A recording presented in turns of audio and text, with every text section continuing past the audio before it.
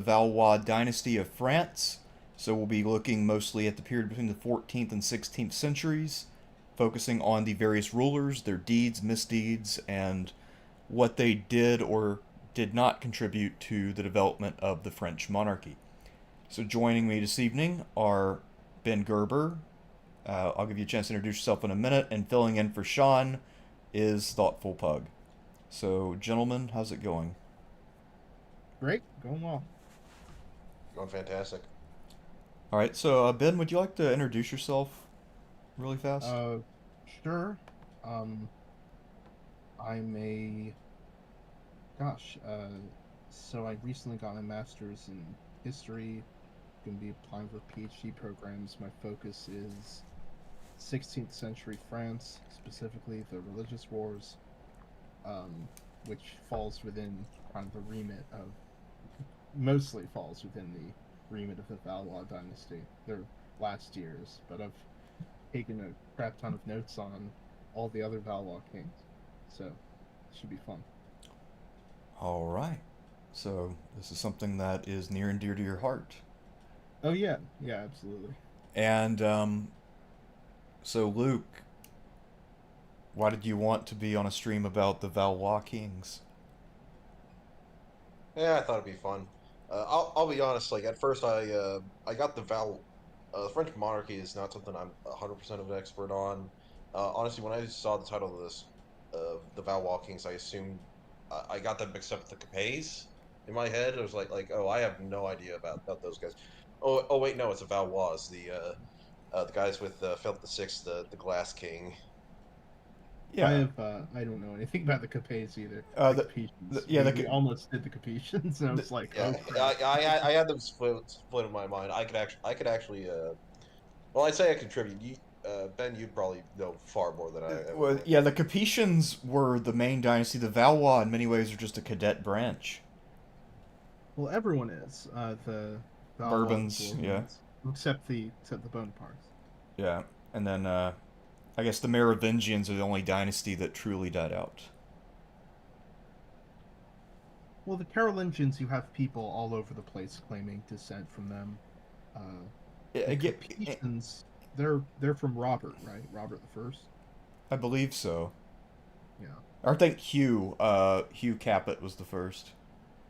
he was the first king in the Capetian dynasty, but his grandfather had also been king of France, I believe. And I Ah, think, yeah, so there were Capetians before they were called Capetians. They were called, well, I don't know what they were called back then, but we called them Robertians. ah, They took over a lot of the from what I read before we decided mercifully to stick with a Valois for this live stream, from what I read, the Capetians, rather Robertians, were defending the kingdom from Viking raids to the point where they just overshadowed the Carolingians and eventually deposed them. right. Okay. Well, I guess with that we can move into our list. We have 13 monarchs, one of whom is not French. We'll talk about him a little more when we get to him. You also notice that I think this dynasty is probably most distinguished for their noses. Seems like most of these guys, especially the late Valois, tended to have some very distinctive and large noses. Oh yeah, big time, especially Francis. Francis the First. He Yeah. was known. Roi Colonnes. Colonne. Um, he was very well known for his giant honker. I wonder if that means that they were really good at sniffing bullshit. I don't know. A few of them definitely not. Yeah, I guess a few of them were pretty easily misled. Um, Although it seems like, well, at least with one of the ones I'm thinking of, he misled himself a lot, but we'll get Thinking there of in a minute. Charles Six, I was thinking of John the Second. John the Second. Yes, we have plenty to say about John the Second. Yeah. Um, All right. what? Well, Oh, sorry. so our first gentleman of the evening is the first of the Valois clan to hold the high office, and that will be Philip the Sixth, the Fortunate. Can we talk for a moment about how he gets there? Because Yeah, it's okay. it's probably why it's So fortunate. yes, the good fortune of being French and very physically near the crown on the death of Charles IV. So he took the throne at 35 when the final main branch Capetian king Charles IV died in 1328. And there were two other people who had closer claims to the throne than him, closer in terms of these were grandchildren of Philip III. These were grandchildren of Philip IV rather um, uh, than grandchildren of Philip III, which is what. Uh, not really closer. Just it depends upon how you put it. Now, the thing that led to him. So these two people were Joan II of Navarre, who was the granddaughter of Philip IV, was passed over because, well, partly because she was a woman, partly because she wasn't French. She was bought off with a few lands in. Oh, sorry, hang on. She was bought off um, with a few territories in northern France, and then Edward III of England. The problem with Edward III wasn't necessarily that he got his claim through a woman. The idea that this was necessarily disqualifying wasn't yet as powerful as it would be later. The main thing is that he was foreign. He had not grown up around the French court, and that he was 16 years old and dominated by his mother, Isabella of France, and her lover, Mortimer. The problem with that is that the French court had met these people, and like many other people who'd met them, took a huge disliking to them. I believe at this point, Isabella and Mortimer had not yet executed Isabella's husband and Edward's father, Edward II. I think he was still in captivity. They would soon dispose of him. But really, the French court was kind of disgusted by Isabella being so openly adulterous, so openly treacherous toward her husband, and simply thought that Edward would be dominated by her. So they went with a 35-year-old who had a proven record as a knight and as a military leader, who had who was apparently very. Oh, sorry, asking us to speak louder. Let me just Yeah. a little bit. Sorry, is that better or worse? It sounds better to me. Okay. How about this? That's fine. Okay. It's actually way quieter. It's quieter, but it's also very clear. I mean, yeah, I'm not sure. I'm trying to see what my settings are here. Because I know I have to keep my headphones on a pretty low level because it tends to be very loud for me. So it's hard for me to tell how it is for everybody else. I Yeah. mean, So Cat's Moons and Donald Pat and Caesarion. Can you tell me whether or not it's better now? Guess we'll have to wait for the chat to update for them to tell us definitively. yeah. Like I'm checking the stream, even users actually are like a bit muffled in comparison. It's Um, I don't know. I mean, for some reason, it's always tended to be quiet. Uh, Barely audible right now. yeah, Go I into mean, my settings here for input. I don't know what that's about.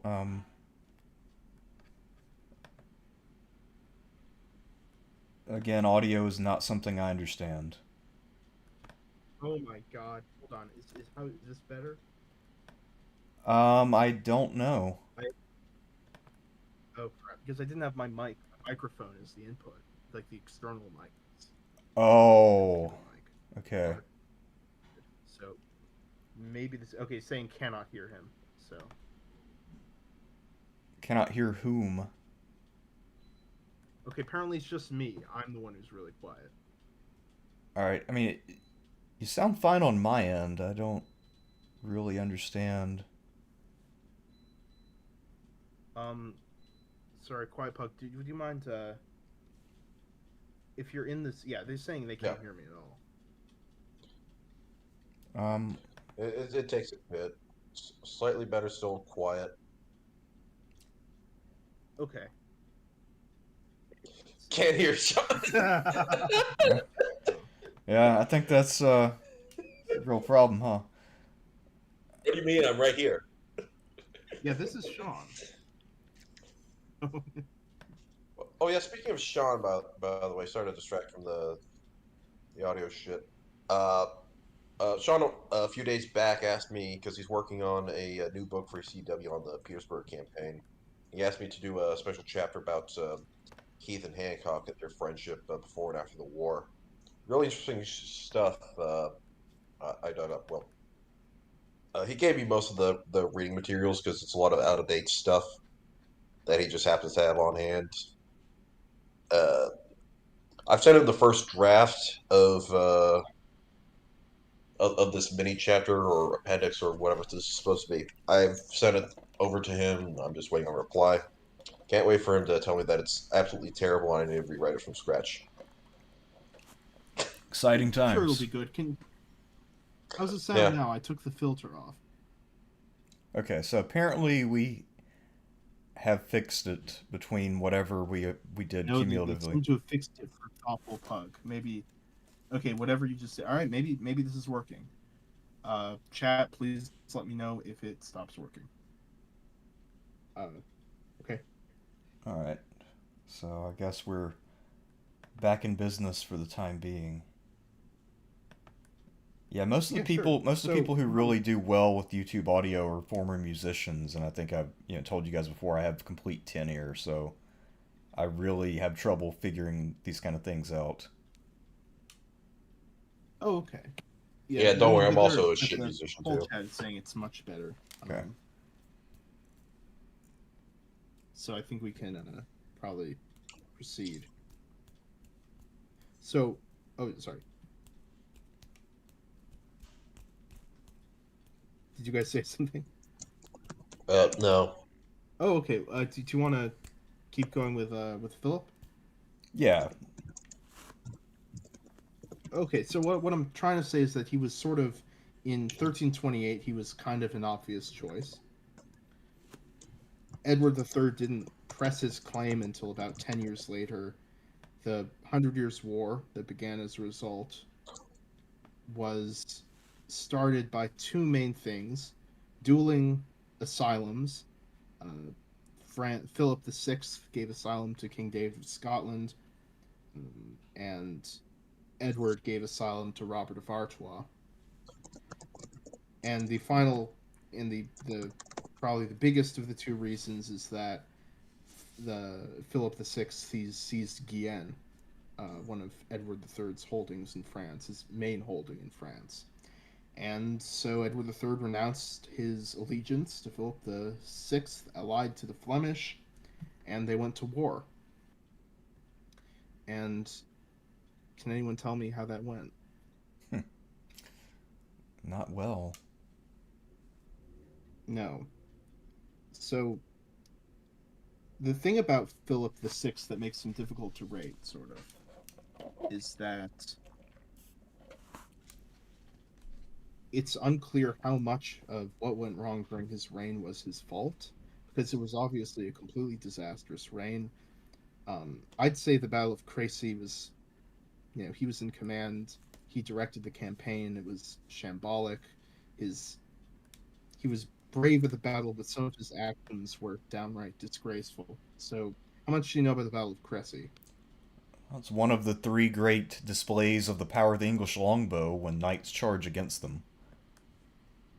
Yeah, Yeah. isn't it also the battle where the blind king of Bohemia strapped himself to a horse and charged himself towards the lion only to get killed immediately?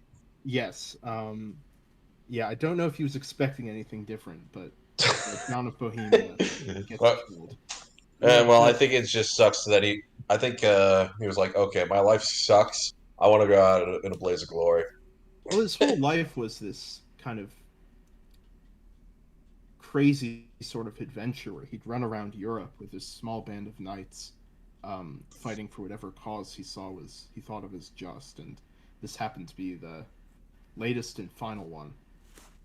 But the other episode that's very famous from the battle, well, there are a few, uh, is at the opening of the fight.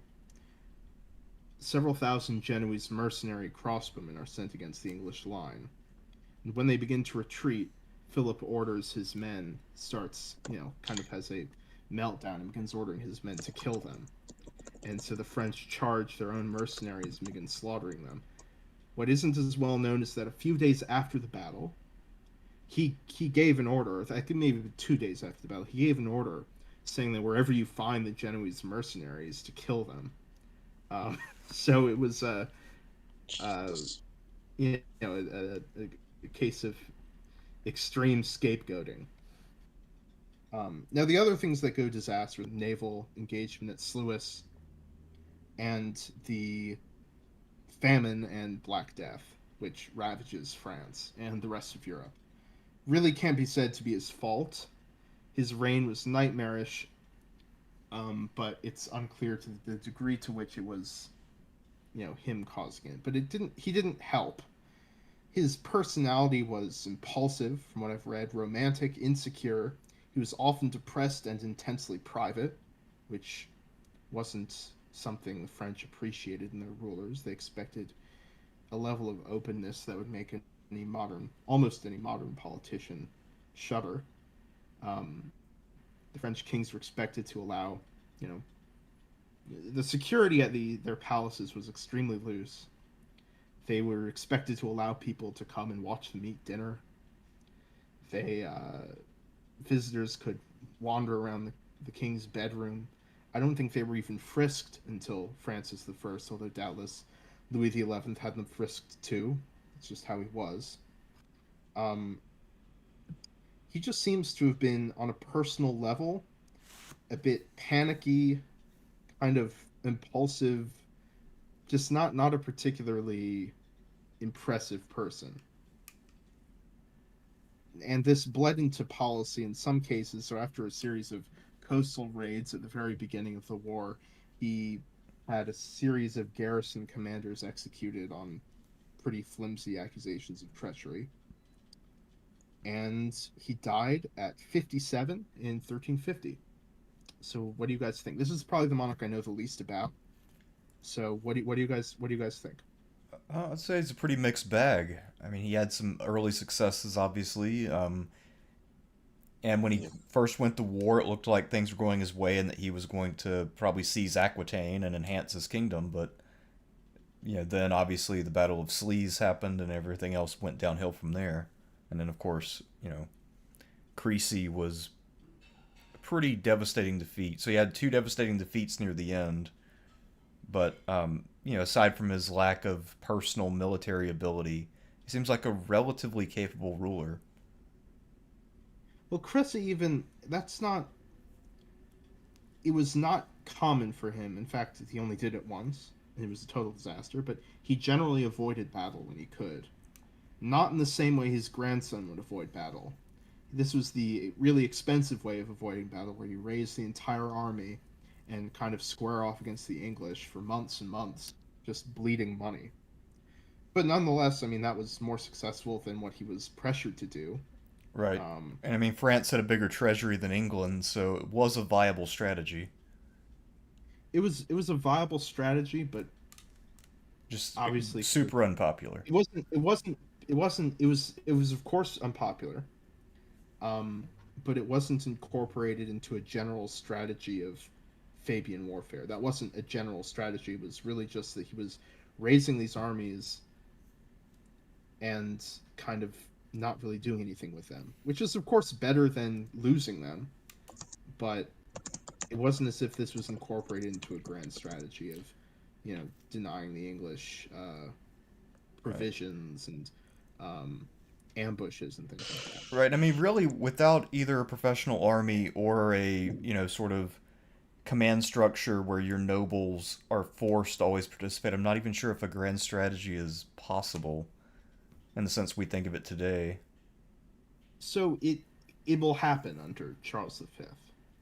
A really a general centrally coordinated French strategy is pursued in a few decades from this. But I mean, this is why I would say Charles the Sixth, sorry, Francis Philip the Sixth, doesn't deserve um, too much hate. So what I'm wondering is essentially C or D. Yeah, I was thinking the same thing. I mean, I'm willing to be a bit generous because, um, again, when the war started, it looked pretty favorable and he was winning. So I can kind of understand why he did what he did, but it was, he kind of undid all his good luck up to that point through a few bad decisions, and I think at Sleaze, I think that was mostly luck because that was his admiral. He had nothing to do with it. Well, yes, Lewis wasn't him. I Right. don't think he was actually present. It was this idea that you could beat the English by just arraying your ships uh, on the mouth of the Skelde, Right. and it just did not work. And I So guess that became a I don't know. model What for do you the want? English because they, after this, they do that a few more times where they hit the fleet in port and take it out. But yeah, I'm willing to go with the C. I could see a case for a D though, but C seems pretty fair to me. Yeah, I'm I more in would go. favor of a D because Crazy is bad, and also as Ben said, his way of avoiding battle by raising the entire army and rotating the expenses and all that.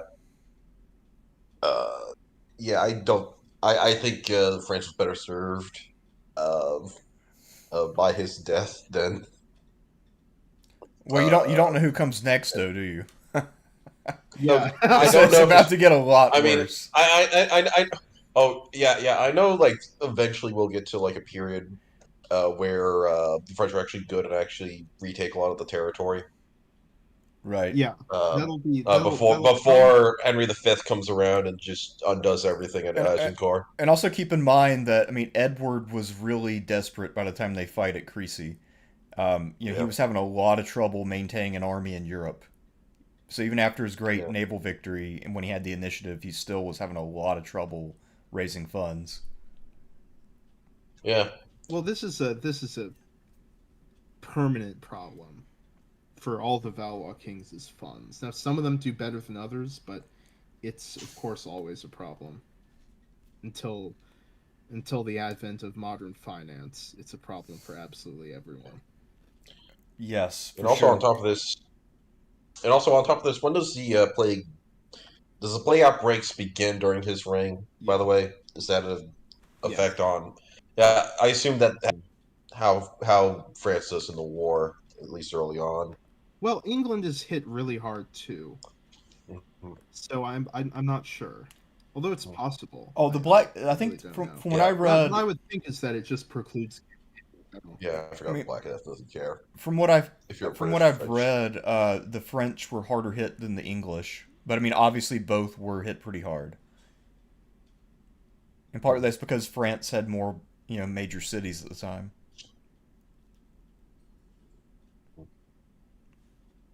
And So what do you want to Phillips, go with? um, we Oh, can sorry. flip a coin if you want to. I've got a I die I here. say I say we say vote. D. I say we vote. Okay, I think so. Thoughtful Pug votes D. What do you vote? I'll vote C. Okay, I was going to vote D, just Okay. because of his style of leadership, and this is something will be coming across. The French are always quite suspicious of kings who are private. It's a little bit like the Romans were. They thought that an honest, decent person should have nothing to hide. So Phillips, and also his kind of panicky, impulsive actions, I think they tip him into D. All right. Fair enough. I mean, he clearly dropped the ball after a pretty good start and put his successors in a bad spot. But obviously the next guy will Yeah, not but not improve his. things, and that will be John Yeah, he the will not. Second. The Good is his Oh, nickname. good. So do you know how he got that name? I don't know actually, but I assume it's because of his chivalrous nature. Sort of, yeah. It was because of his gallantry at tournaments, apparently.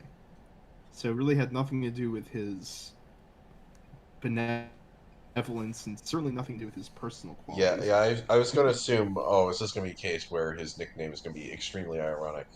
Well, it's not extremely ironic, but it's kind of ironic, especially if by good you would mean good for France, then it's beyond ironic.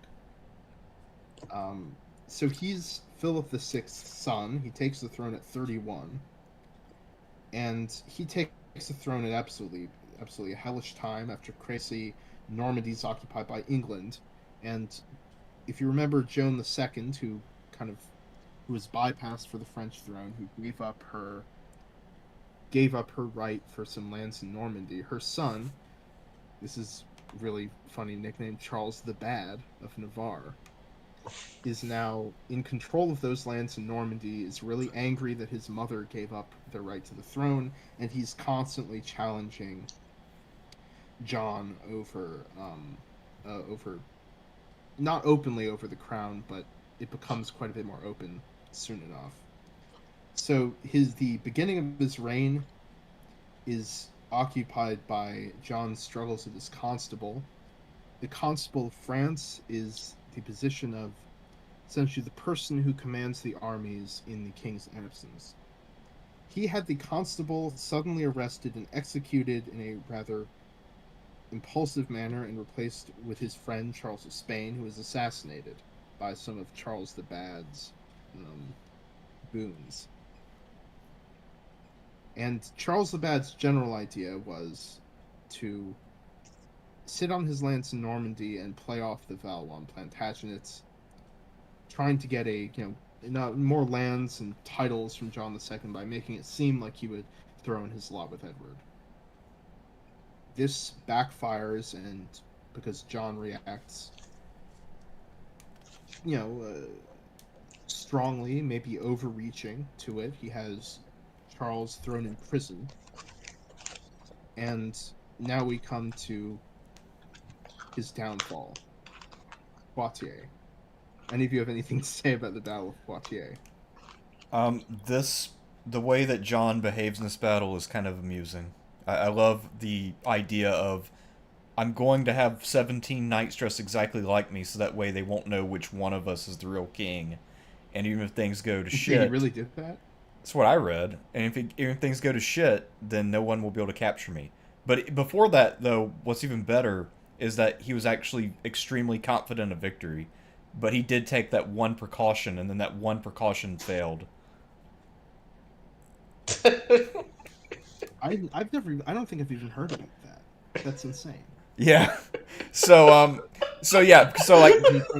So before the battle, he's evincing a lot of confidence because he said, they're negotiating. He's got, the Black Prince, Edward the Black Prince, trapped more or less, outnumbered 2-1. They have a papal envoy going back and forth between the two camps, and Edward's willing to make some pretty heavy concessions. He's like, okay, maybe I'll give you back Calais. Maybe I will agree to cede any number of things and make a 7-year truce.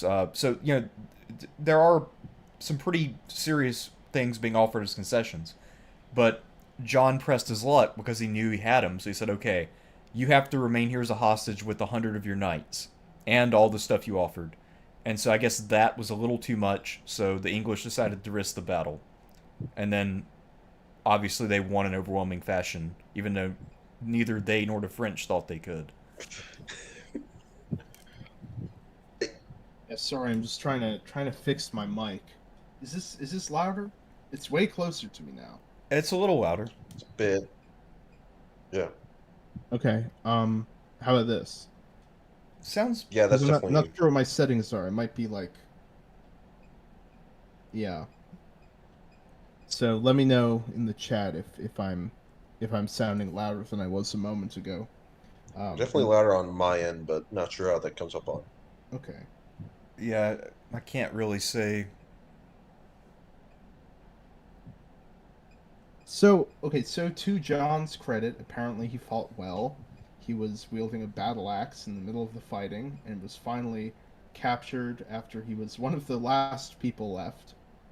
There was a fight over him, and he was eventually rescued from a mob of people trying to fight over who gets to take him. That sounds better. Okay, perfect. Yeah, He was cool. eventually rescued from a mob of people who were fighting over who gets him by the Black Prince's lieutenants. The whole episode is described by Froissart. It's really great.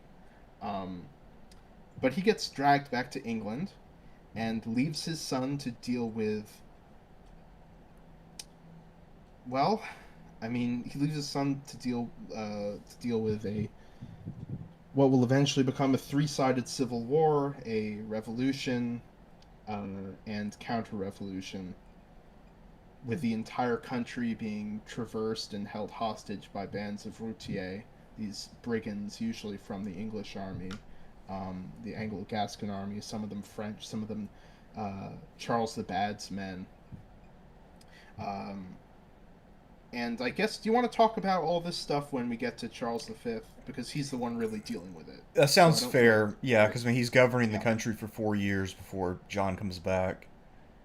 And it's one of the most fast. I mean, I'm not an expert in the 1300s, but really those 4 years of Charles V. Well, not Charles V. He's the Dauphin, Duke of Normandy. Those years of his regency are totally fascinating, on many levels. So we can get into that a little bit with Charles V. Anyway, John II is held prisoner in England for 4 years, makes some incredible concessions at this Treaty of Bretigny, concessions in territory, a big ransom. And I mean, knowing your kind of style, I'm gonna get the idea that what happens next will piss you off, Thersites. Although you probably know about it. Um, he returned to France in 1360, left his son, Duke of Anjou, as a hostage there, but his son escaped to go back to his wife, and so dutifully, as was expected of him by his code of honor, and over the very firm protests of the Royal Council, he went back to England. And one can suspect that he wanted to, because his captivity in England was really nice. He got the palace of the boy, he got to go out hunting, he got the banquet, and one theory about why he died at 44, a year after returning to England, is because he just partied too hard. So, Yeah, I mean, he I clearly had mean, a great time it's in England, incredible. and like he apparently, they allowed him to have a whole bunch of luxuries while he was in captivity the first time, and so he was really racking up the hotel bill that his son was having to figure out how to pay. Yeah, I mean, he John the Yeah. Second. Although, like, okay, so I'll be honest. I am. Well, actually, could I quickly talk about kind of his personality, because it's not what you'd expect.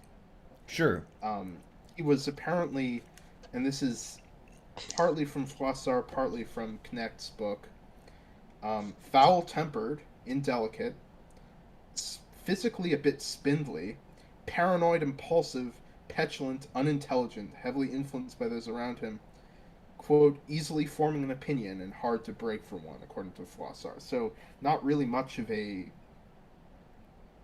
Not he wasn't even polite, really, which is kind of surprising when you consider he's this chivalrous model. But he does fulfill, and this is why I'm going to hesitate to give him an F. He does fulfill people's expectations when it comes to leadership in battle and returning when the conditions of his release were broken. I don't know if it saves him from an F, but I'm hesitant to give him one for that reason. I mean, I'm It's willing a to little give like him some Christopher Minor. credit. I'm willing to give him some Yeah, credit for those Yeah, things. same on that. So he does adhere to some of the ethics of his era. That being said, um, this guy is profoundly incompetent and irresponsible 90% of the time. that's fair. That's fair. He. We're gonna. I guess we could compare him later to Francis I, who also gets taken in battle, but acts wildly differently. And I'm gonna guess we're gonna assess him a lot better, Yeah. even if even if he pulled a fast one on the Habsburgs. Um, so, what are we thinking for rating? I mean, for me, It died John. in England, by the way. So, Yeah, for me, John the Second is still an F. okay, I'm willing to go to an F. How about you, Thoughtful Pug? Yeah, yeah, F all the way. Like, We have to leave some room. executing We your have to leave own some like room for his constable, grandson, guys. executing your own constable, going to battle with the British when you could have gotten like so much shit because you pressed too hard. Going to the attack and getting utterly wrecked. I mean, to be fair, he's brave in battle, getting captured, Yeah, I mean, to be and then fair gets though, yeah, then gets released, only to then return back to captivity I mean, I for think, the rest of uh, his reign. I think we forget something a lot of That's times. awful. I think a lot of times we look at ancient history, we sometimes forget that although we think of bravery as kind of like an added thing, like a well, this person was brave. That was kind of just the default to be willing to Yeah. face danger. Like it was actually very rare to find somebody who is unwilling to do that, and it would be commented upon if somebody was like that. So Yeah, I mean that's an interesting point. I'm looking through this. I'm not sure a single one of the individuals we're going to be discussing today was a physical coward. yeah, it's just like when I But look at the Romans, I often are we cover like sure about? Are we sure about? Are we sure about Charles VI here? Because I don't think. It takes some balls to do some of the stuff he did. Never mind that he was totally insane, but we'll get to it. Oh boy, yeah, I'm gonna be so excited when we get to it. Oh, you'll love it. I have some great stuff. yeah. I mean, it's tragic, but Well, amusing. um, 500 years later. So F for Jean Lebel. yep, easy F. Le Bon, not Lebel. Le Bon. And Okay, easy F. Wow. our next ruler, quite an upgrade. We've already mentioned him before in his role as regent from 1356 to 60, but in 1364 he'll become king, and that is Charles V the Wise. So one of the main things to know about Charles V is that he is crippled by some unknown debilitating illness. He basically had to spend vast amounts of his life in bed because he would be overtaken by these fits of complete exhaustion. Um, so he stays for the entirety of his reign of 16 years. He stays around Paris. He never leads an army in the field. He never does a tour of the realm, or rather, what was left of it at the beginning. And I think he was suffering really from the same thing when he was the Dauphin, which makes it so much more impressive that he managed to quell. It's not really a question of the most famous thing that happens during his regency is the Jacquerie, which is a brief but extremely violent and dramatic peasant uprising in the region north and east of Paris. But the main event is the takeover of Paris itself by the Prévôt des Marchands, really kind of can be translated to mayor, closest thing to a mayor in Paris at that time. The mayor of Paris, Etienne Marcel, essentially voices, uh, with the Estates General, no confidence in um, in Charles. He rushes into at one point. He and his followers break into the palace, kill two of Charles's companions right next to him, so the blood splatters on the Dauphin's robes. It's all really horrific, and the Dauphin has to flee Paris. But he eventually plays off Charles the Bad, who's now taken up arms and is running around the region of Paris. He plays Charles the Bad off Etienne Marcel. Marcel is lynched. Charles the Bad has to retreat back to his Norman lands, and eventually by the time his dad is back in Paris, Charles has mostly restored control after this period of civil war. There's something I wanted to say right at the start of this live stream that I don't think I had the opportunity to, which is that every single one of these kings, with the exception of Louis XII, will deal with a serious revolt or civil war. Some of them, their entire reigns will be consumed by civil war, but not one of them is actually deposed. In the other sort of centralized semi-unitary monarchy of Western Europe and England, Edward II, Richard II, Henry VI, Richard III, and Jane are all deposed, and with one exception who was killed in battle, they're all executed during the French king's reigns. So the France is oddly stable despite all of these civil wars.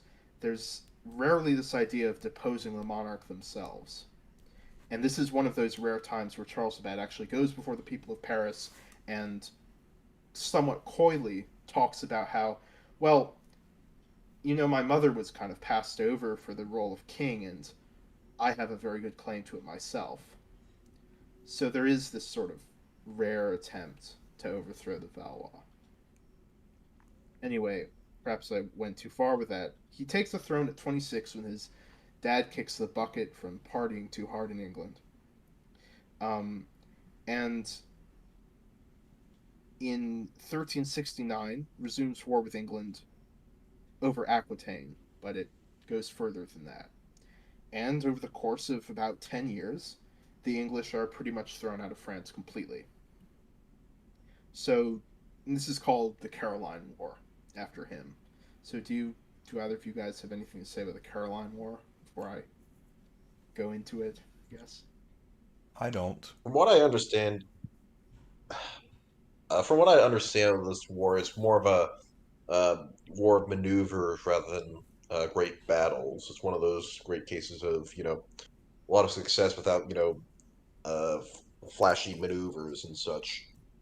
Uh, It's um, understated, you're right.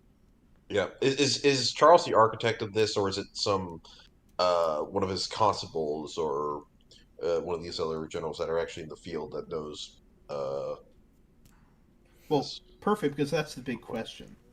And from what I've read, the answer is yes. He is in charge. He is centrally directing strategy. He is the one who came up with the essentially Fabian strategy. And I think the using the word Fabian is especially apt because he gets the same criticisms as the dictator Fabius. Not specifically that the English weren't burning his stuff, but more that the English were being allowed to rampage all over the place, and that the French were behaving in a cowardly manner by not fighting the English straight up. And these are criticisms from his own people. Um, he's subject to the same public pressures, essentially, as Fabius was against Hannibal. Um, but part of the prestige of the French monarchy means that no matter how bad it gets, he's not going to be overthrown for this, especially since it succeeded. The strategy was essentially to avoid pitched battle, to harass the English, to make life hell for them, and if they split their forces or withdrew in disorder, to kick them in the pants. His tool for that was a uh, a Breton soldier, Bertrand du Guesclin, whom I've seen all sorts of assessments of. I read one historian who said he was a terrible general, but that Charles kind of built him up by paying exaggerated ransoms for him when he was captured. Um, but of course, many other people say he was excellent and was the perfect instrument for this general strategy. Um, and this is a comparatively small in terms of numbers conflict, the Caroline War. I think the biggest battle was Pont Vaillant, and that was like 10,000 people in total. Huge French victory, of course, as were almost all the battles of this time. But essentially, he manages to drive the Black Prince, the English, the son of Edward III, and the English commander in Aquitaine and Guyenne. He manages to pretty much drive him out. I think the English hold on to Bordeaux and they hold on to Calais and maybe a couple other places, but it's really bad for them, and the French win extraordinary successes during his reign. As far as his personality goes, he was apparently highly intelligent, cunning, and discerning, and did most of this while while semi incapacitated. So, what do you guys think about Charles V? And he's clearly one of the greats of this era. really solid ruler. And it's very impressive what he's able to achieve given the physical constraints. Because I mean, you think about what people normally expect of a French king, the kind of personal presence and leadership. He couldn't really provide that, and yet he still found a way to succeed. Yeah, honestly, uh, I didn't know about his physical ailments. That he was just basically a cripple. His most of his reign, and yet he's able to just disseminate strategy and maintain his throne despite all the chaos going around him. Ge- Genuine, I think there's a good case for him being S tier here, but I'm not fully convinced that. Uh, I Honestly, yeah, I think I'm going to say S tier. I'm gonna add two things. One of them is good, one of them not so good about Charles V. He is also well known for his construction projects. He built the Bastides, this series of fortresses around Paris, including the Bastille, and a wall dividing Paris from the Faubourgs. Now, the thing that isn't as good is that he did not provide well for the regency of his son. He had four of his son's uncles as regents after he died, and the arrangement was pretty bad. But I'm at an A for Charles V. I think he's I think he was an excellent king. Yeah, I think an A is probably fair. I think the only thing that really kept him out of the S tier for me at least is that everything he accomplishes will not prove to be all that lasting, and I can't. It's hard to hold that against him too much. But I mean, long I think are two things that are kind of required to get up to the S. Um, and it's a little bit beyond his control, obviously, but I still. I mean, yeah, I mean, so they people say monarchy is a dice roll, and Charles VI is like beyond Snake Eyes. It is like, Yeah. I mean, what was he? I mean, how could he have possibly anticipated such a Yeah, disaster? and I mean, there's only so much you can do about your kids turning out incompetent. Because you can obviously raise them the right way, and stuff can still go sideways. So I mean, I think he was. There is some talk of Charles VI not having a great upbringing, but I don't think that's the decisive fact. But I'd say A.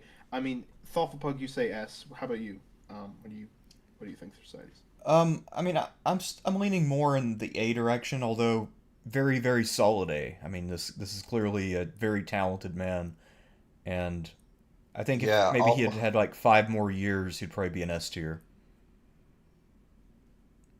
Yeah. Or he would have screwed it up. I mean, Who we don't knows? know. Yeah, yeah. Yeah. I'd have to agree. He's a strong A, definitely. Like, I am pretty shaky on whether or not he's S tier material.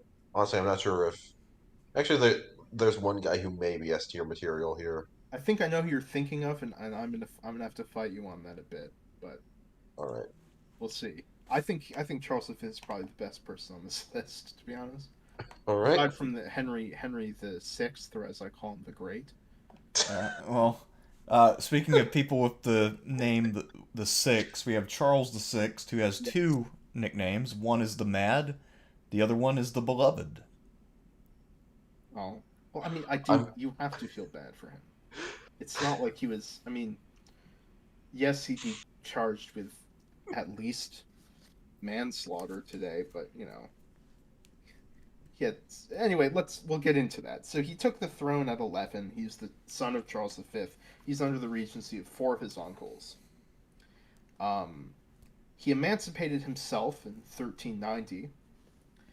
He had a serious feud with the Duke of Brittany, who sheltered someone who attempted to assassinate one of his favorites, and marched out in 1392 at the head of an army, and reached Le Mans when he, no other way to put it, killed four of his men with a sword, and began riding around the woods for an hour, swinging his sword at the trees before falling into a coma. Um, which is a concerning thing when it happens to a monarch. really. You think so? Yeah, I think it's not great. I mean, Jesus can you imagine if Christ. like Joe Biden reached for his Secret Service guy's gun and just shot 4 people who Yeah. pulled up in the Oval Office for an hour, Uh-huh. firing out the window. I mean that's essentially what we're talking about. Um, but Jesus. in France, they had no 25th Amendment in the 1390s.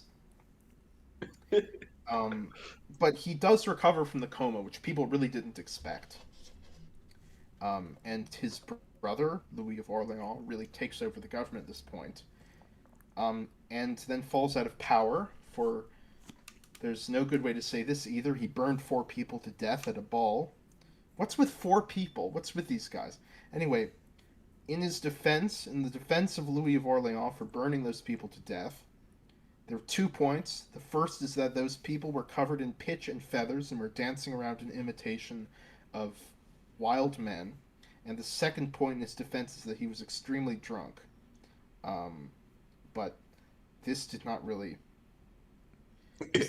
work because one of the people he almost burned to death was his own brother, the king, Charles VI, who dove under his cousin's skirt. It doesn't sound bad, but this is like one of these huge dresses, which put out the fire.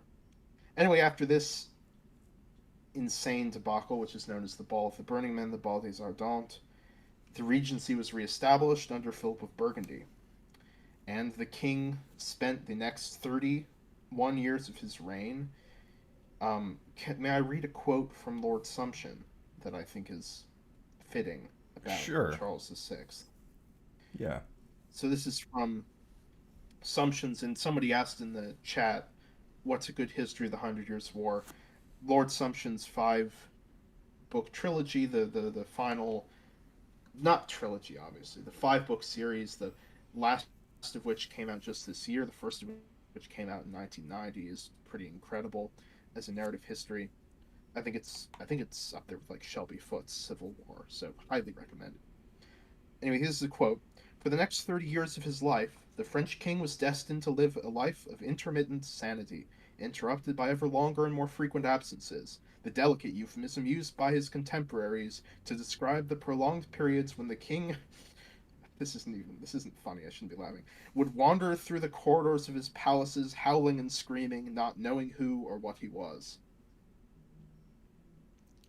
Um, so it gets bad. Now, I have a ton of notes on like the back and forth of the civil war that develops over who gets to run France since the king is insane.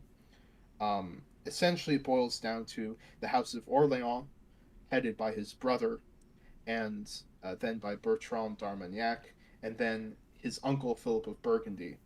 So these are known as the Burgundian Armagnac Wars. They're a series of battles, assassinations, captures of Paris, losses of Paris. Um, guys, have anything to say about because these wars kind of they have their place. It's not a big one. These particular civil wars do have a kind of a place in French imagination, mostly because of some of the uh, impressive figures involved in them. But do you have anything to say about kind of the first half of Charles VI's reign? Because it's a very long Uh, Wow. Not in Very particular. impressive. Yeah. One of the greatest kings of all time. Yeah. Oh, one. Yeah, it gets better. like, yeah, yeah. Like his first, he said, like on his first like military campaign, isn't it? Into like Brittany, he goes into a rampage and kills 4 of his own men, and I mean, I'm in his genuinely defense, shocked that he isn't like immediately like burnt at a stake or just thrown out with I mean, like he baby was with the thought to be bathwater. bewitched, not to be himself a witch. And you bring up something interesting, which is that part of the reason why Louis of Orleans becomes such a figure surrounded by so much odium, even before he kills those people while drunk, is that he was bringing in sorcerers to try and heal the king. It was genuinely believed the king had been bewitched. There's no other explanation in their minds for what happened near Le Mans. Um, I mean, in the king's defense, he was severely mentally ill. I mean, it should be obvious. Yeah, Like you yeah, it's mentioned very. earlier, You he don't you know say. he thought he was by the end of his reign. He had episodes where he thought he was made of glass. He couldn't recognize the queen. He had iron stays fitted to his clothing to prevent him from shattering. I mean, just I mean beyond. And this stuff is it's quite something. Yeah. Yeah. Um, so of course the Armagnac faction is in power when the English come back and completely trounce them at the Battle of Agincourt. And a few years later, when the Dauphin, um, not as far as I can tell, not actually the one who becomes king next. I think this is Louis of Guyenne, the famous one from Shakespeare. Um, has the leader of the Burgundian faction murdered. The Burgundians side with the English, and the next year is one of the deepest low points of French history. Next to 1940, I'd say one of the really awful points where the intermittently sane king Charles VI signs the Treaty of Troyes, which recognizes Henry V of England as his son and heir. Now, Henry V dies before he can take up this position. He predeceases Charles VI, but not by much. So his son, Henry, who becomes Henry VI of England, will take after, who's the son by Charles's daughter, so he's actually King Charles the Mad's grandson. He will be recognized as King of France, and so when Charles VI died in Paris at the age of 53, as he was lowered into the grave, the herald cried, "Long live Henry, by the grace of God, King of France and England," and Charles VI, now illegitimized son, also Charles, is now ruling a rump kingdom in the south. And the English rule most of the country. So this reign is beyond disastrous. What do you guys think about his ranking? I mean, he has to be an F. I mean, obviously, a lot of this is not necessarily his fault because of the mental illness, but the reign itself was disastrous, and the people who stepped in to try to run the country in his absence did not do a very good job, all things considered. The mental illness thing actually, I bumps him up to an E for me. I think, or at least I'm thinking about bumping him up to an E because I think the difference between him and John the Good is that a lot of the shit that went wrong with France, he's not in control by that point. He's been superseded by whatever factions in power in his place, which it's bad on his part for not being able to control that. But of course, mental illness. Whereas, like in case of John the Good, like he's all there mentally, and he manages to fuck up that hard. Like that's you can't blame anyone else but John the Second for John the Second's mistakes.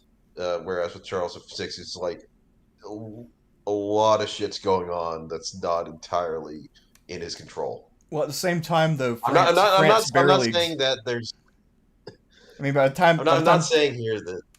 Okay. by the Okay. time But Charles, what I'm trying to say here is. Okay. I'm gonna let you go. I was All gonna right. say by the time Charles VI dies, though, France barely exists. So he inherits France when it's thriving, and then 30 years later, it barely exists. Well, he signed his own dynasty out of existence. I mean, it's you can't fail harder. I Yeah. can think of few kings in history who have, without getting actively deposed, have failed harder. I I can't mean, either. you make a point. Obviously, I mean, obviously he was very mentally ill, but I feel like there has to be a floor to this thing, and that floor is Charles VI. He's probably the worst monarch in all of French history. Yeah, I tend to agree. I can't think of anybody who did more damage. Yeah. Well, you just wait because we're about to talk about someone. I mean, do you want to Oh talk my. about? Oh God. Do you want to talk about?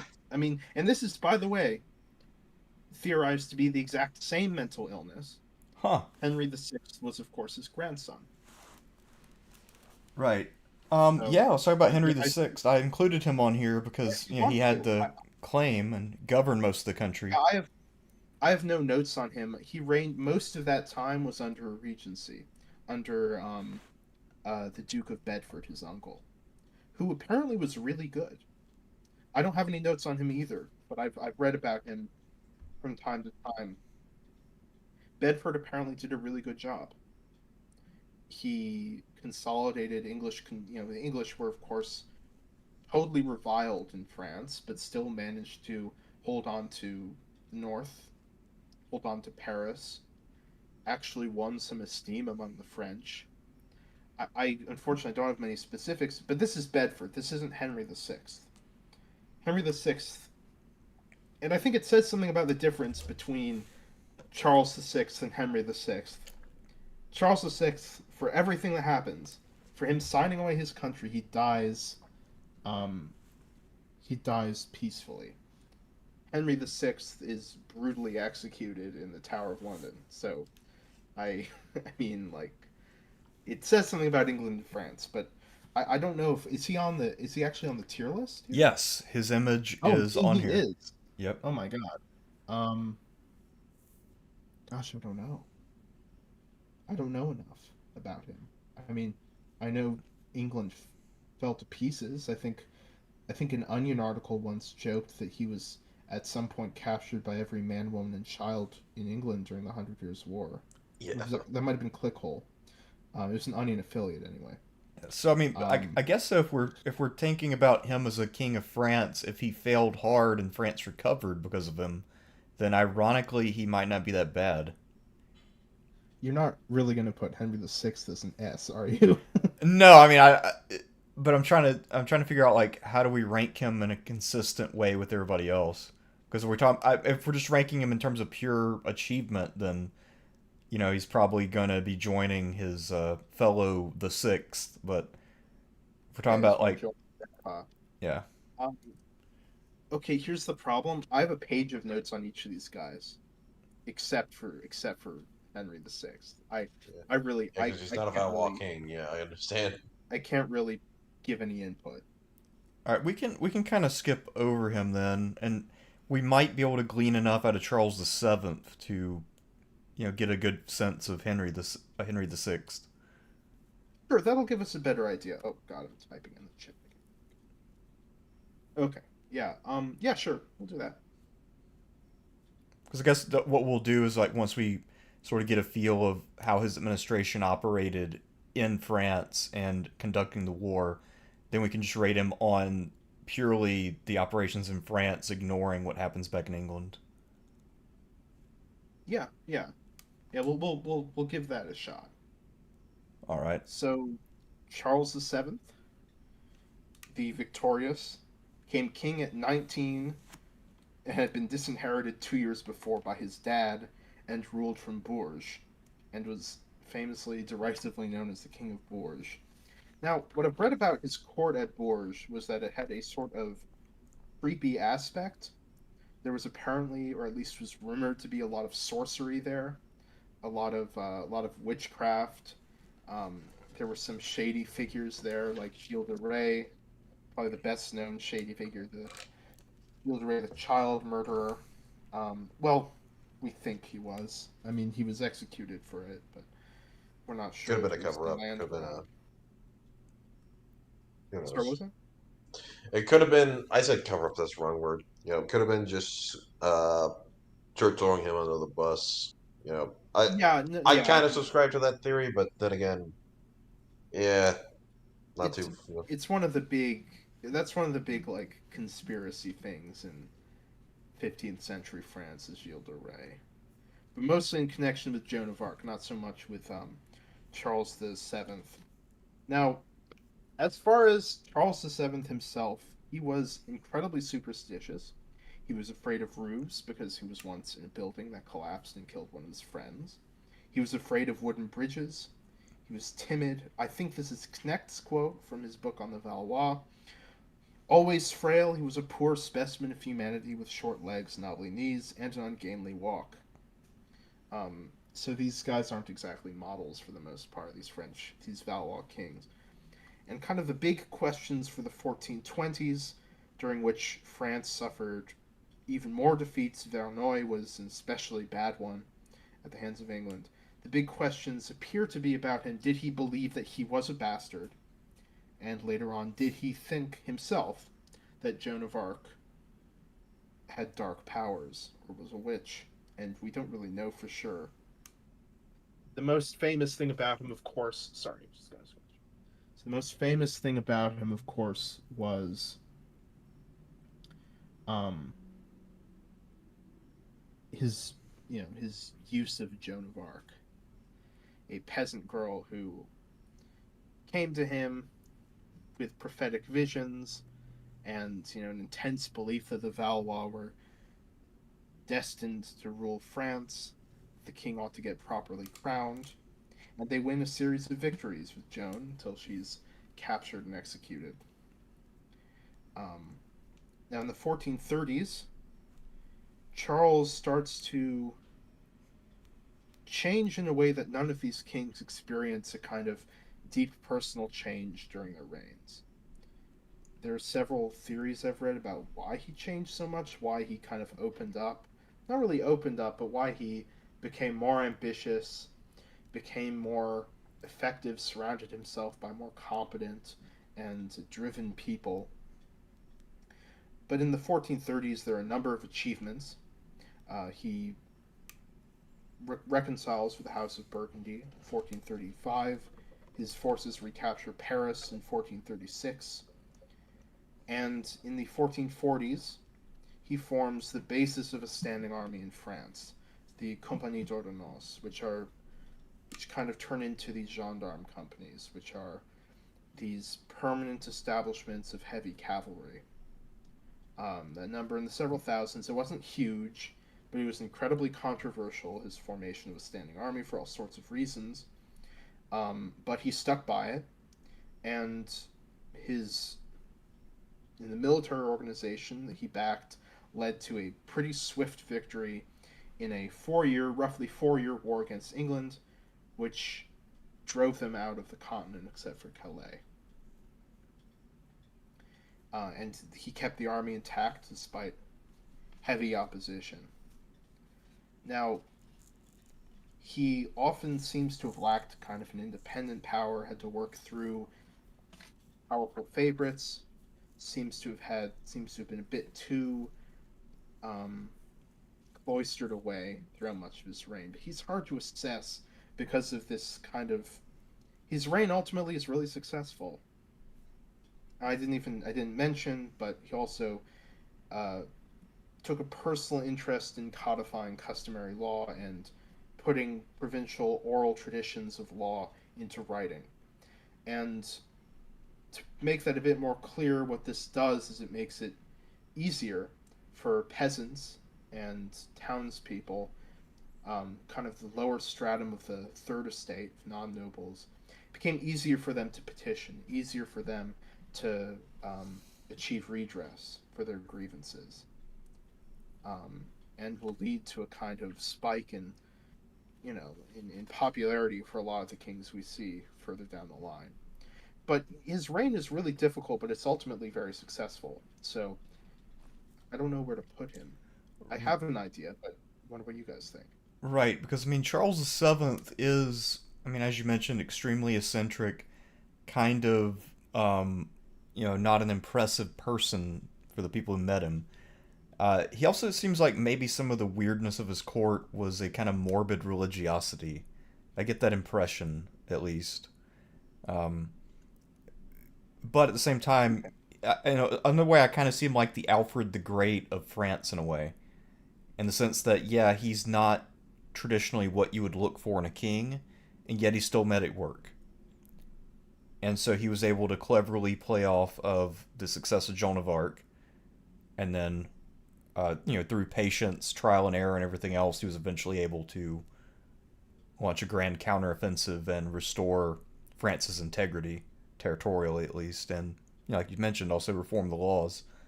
So I think he's more of a late bloomer than anything else, but obviously he got off to a very rough start, but then made things right. That's what I was thinking, and I guess the one knock about his later reign is that he seems to have been exerting less personal control than someone like Charles V. Right. So a lot of the successes, even though he was very adamant about the policy of having a standing army, and that's super important. It's not as if he was directing grand strategy. Um, and the victory over the English is the big thing about his reign. The big thing that's remembered, aside from just the Joan of Arc stuff, his nickname is the Victorious. Right. I've also Um, seen another nickname for him though. It was the well served. oh yes, I've seen that too. Yeah. That's true. Yeah. Um, I think there are other monarchs from that's even more true, but definitely Yeah. true about him. Yeah, I guess another person he reminds me of a little bit is Robert the Bruce. Insofar as, a lot of his career was not at all heroic, but then in the end, he found a way to achieve a really important objective. That's true. Yeah, I don't know as much about Robert the Bruce, um, or any of the Scottish monarchs except the one we're going to be talking about uh, towards the end of this live stream. Yeah, because the knock on Robert the Bruce is that when William Wallace revolted, he kind of held his hand and didn't help, and then when conditions became more favorable, he eventually took the opportunity and kicked the English out. So Wasn't the invasion of Ireland a complete disaster? I'm not sure if Robert invaded Ireland. Maybe he No, he did. didn't physically. Oh, He didn't physically, but I think he was the one who for whom that was an important strategy. Like my brother is to go there and make himself king of Ireland. he might have. I don't know. I mean, I don't get the impression he was a great commander. I get the impression he was competent but very cautious. I And get the impression he was fighting Edward II. yeah, I mean Yeah. that's partly why when Longshanks was on the throne, he wanted no part of that, and then he waited for Edward II, which again was smart.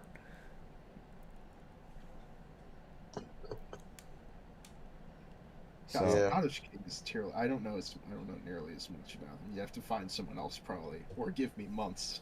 yeah, I mean I to don't know that much about Robert the Bruce, but I feel like he's kind of like the Scottish Charles VII in a Scottish way. Charles VII. But didn't he? I mean, to put it like, wasn't he like a frontline commander and stuff? Yeah, he would be more frontline than Charles, I would say. At least once he We once have he committed to the war. we have rather famous accounts of him killing people. At least two people. I mean, there was his rival claimant, and then there was Henry Yeah, of John Rohan. Connor. Yeah, actually, I'm gonna walk back the comparison a bit because I just remembered, Robert the Bruce is more of like a traditional medieval politician in the sense that he's kind of more of your traditional noble or king, whereas Charles is clearly quite eccentric and different. Yeah, and we'll, Yeah. we'll be seeing some more standard medieval monarchs later in this list, but for the most part, the Valois are a bit weird. They're they're not like I mean, except for John II so far, none of them are really. I mean, well, I guess Philip VI too. Maybe I'm going a bit too far with that. So, wait, we haven't even rated him yet. Yeah, Yeah, we were. What do you guys think of a B? I think that's fair. I think it takes into I account, the early trouble with the later success. I think the later successes bumps it up all the way to an A, arguably an S, because he's stuck on the back foot. It's not entirely on his fault because of his predecessor and his father just uh, and his ministers dropping the ball so hard that he's basically left with rum state, and from there he basically takes back all of France by the end of his reign. But That but I think the real question is how much of that is him. And how much of that is Henry VI being Henry VI? yeah, or just him lucking out on great generals and And figures to having rally a around. having what could be interpreted as a literal miracle. Yeah, I mean uh, Yeah, he had to play his hand well to make it happen, though. I mean, granted, a yeah, lot of things did happen that he was able to capitalize on, but we've already talked about people tonight who definitely could not have played that hand. certainly.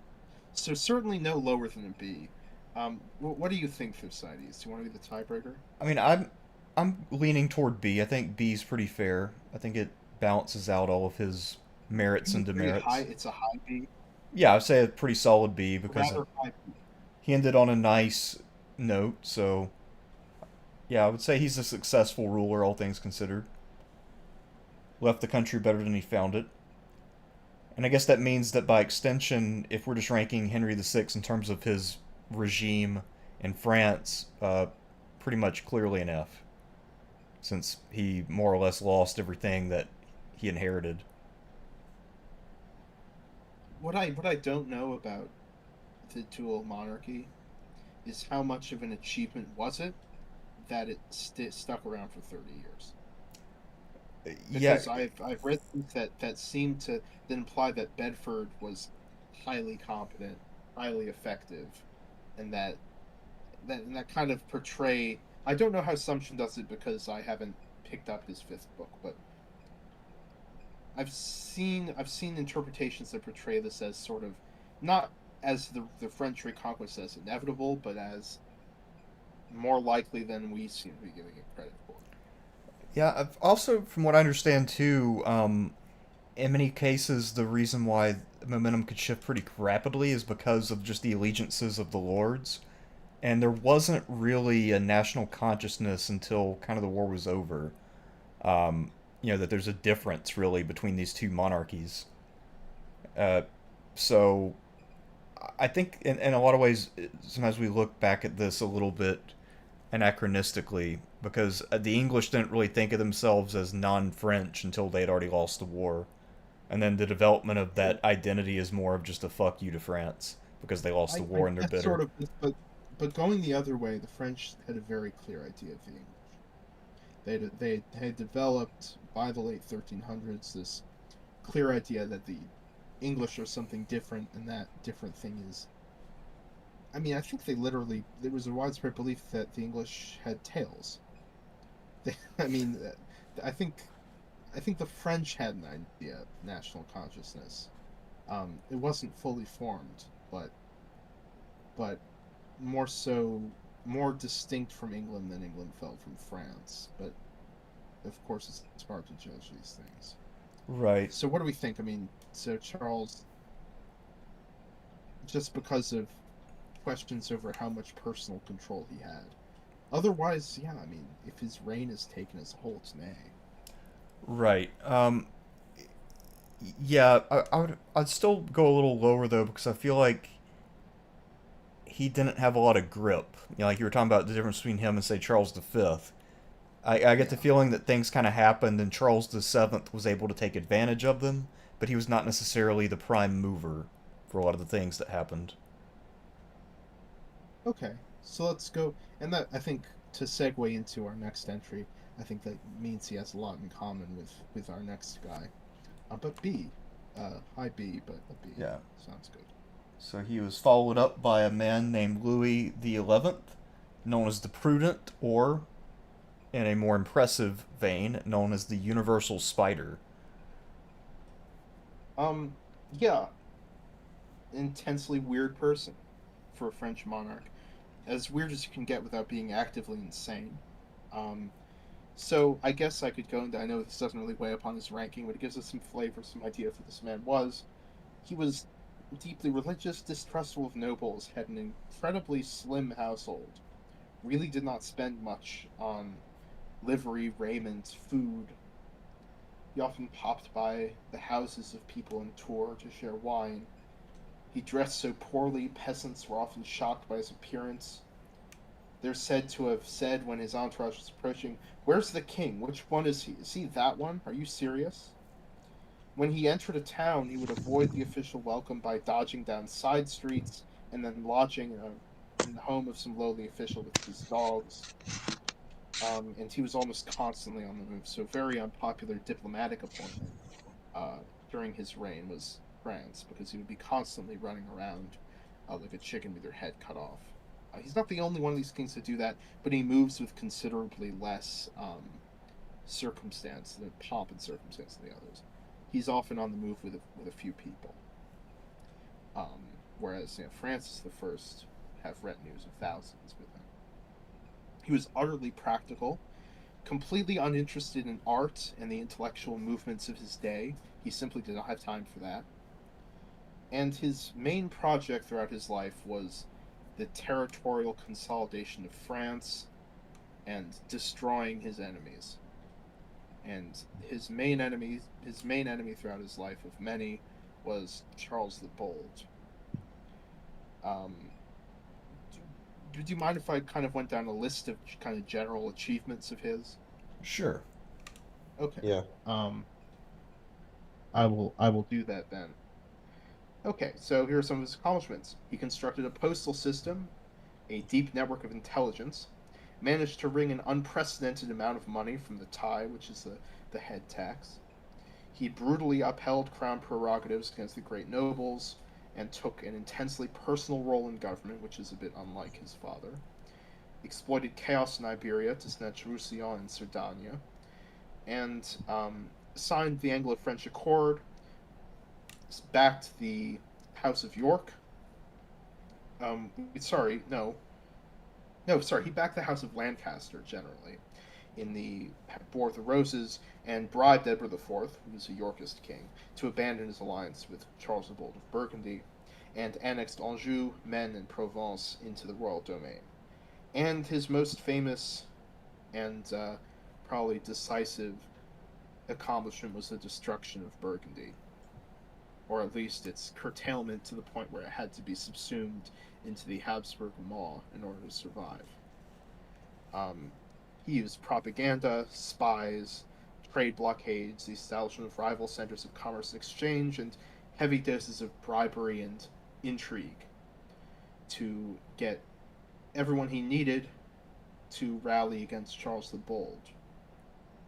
Do any of you guys have you guys have anything to say about Charles the Bold? Because I have kind of a what might not be a hot take on him, but I really don't know. I don't have anything on Charles the Uh, Bold. Yeah, um, because I get the impression that he may have been genuinely unintelligent, like not profoundly, but that one of his main problems is that he really didn't think ahead. I mean, the nickname isn't really in French, in the original language. It's Charles le Téméraire, Charles the Reckless. So he would, dash off to adventure after adventure in an attempt to consolidate his power. And so he kind of he's the perfect enemy for someone like Louis the 11th. The perfect person for him to run circles around. Like somebody's just gonna keep running into his traps over and over and over and over. Exactly. And finally, Charles the Bold loses a series of battles against the Swiss and gets himself killed, uh, leaving his duchy not leaderless, but with a, you know, divided under extreme threat and um, in the hands of his daughter Mary. And Louis ruthlessly gobbles up as much of Mary's land as possible.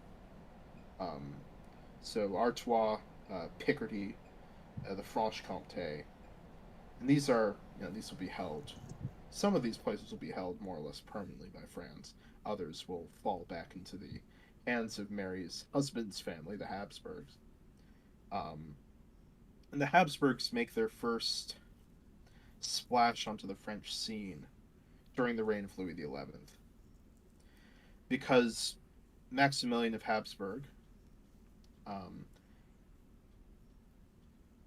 is betrothed to Mary of Burgundy shortly after her father's death and rushes across Europe from all the way from Austria to arrive in the Netherlands to fight off the French, and he's moderately successful, but doesn't prevent Louis from gobbling up a lot of his land. Now the probably the most famous individual kind of trap, because the reason Louis XI is called the Universal Spider is because this idea he would spin webs that his enemies would fall into.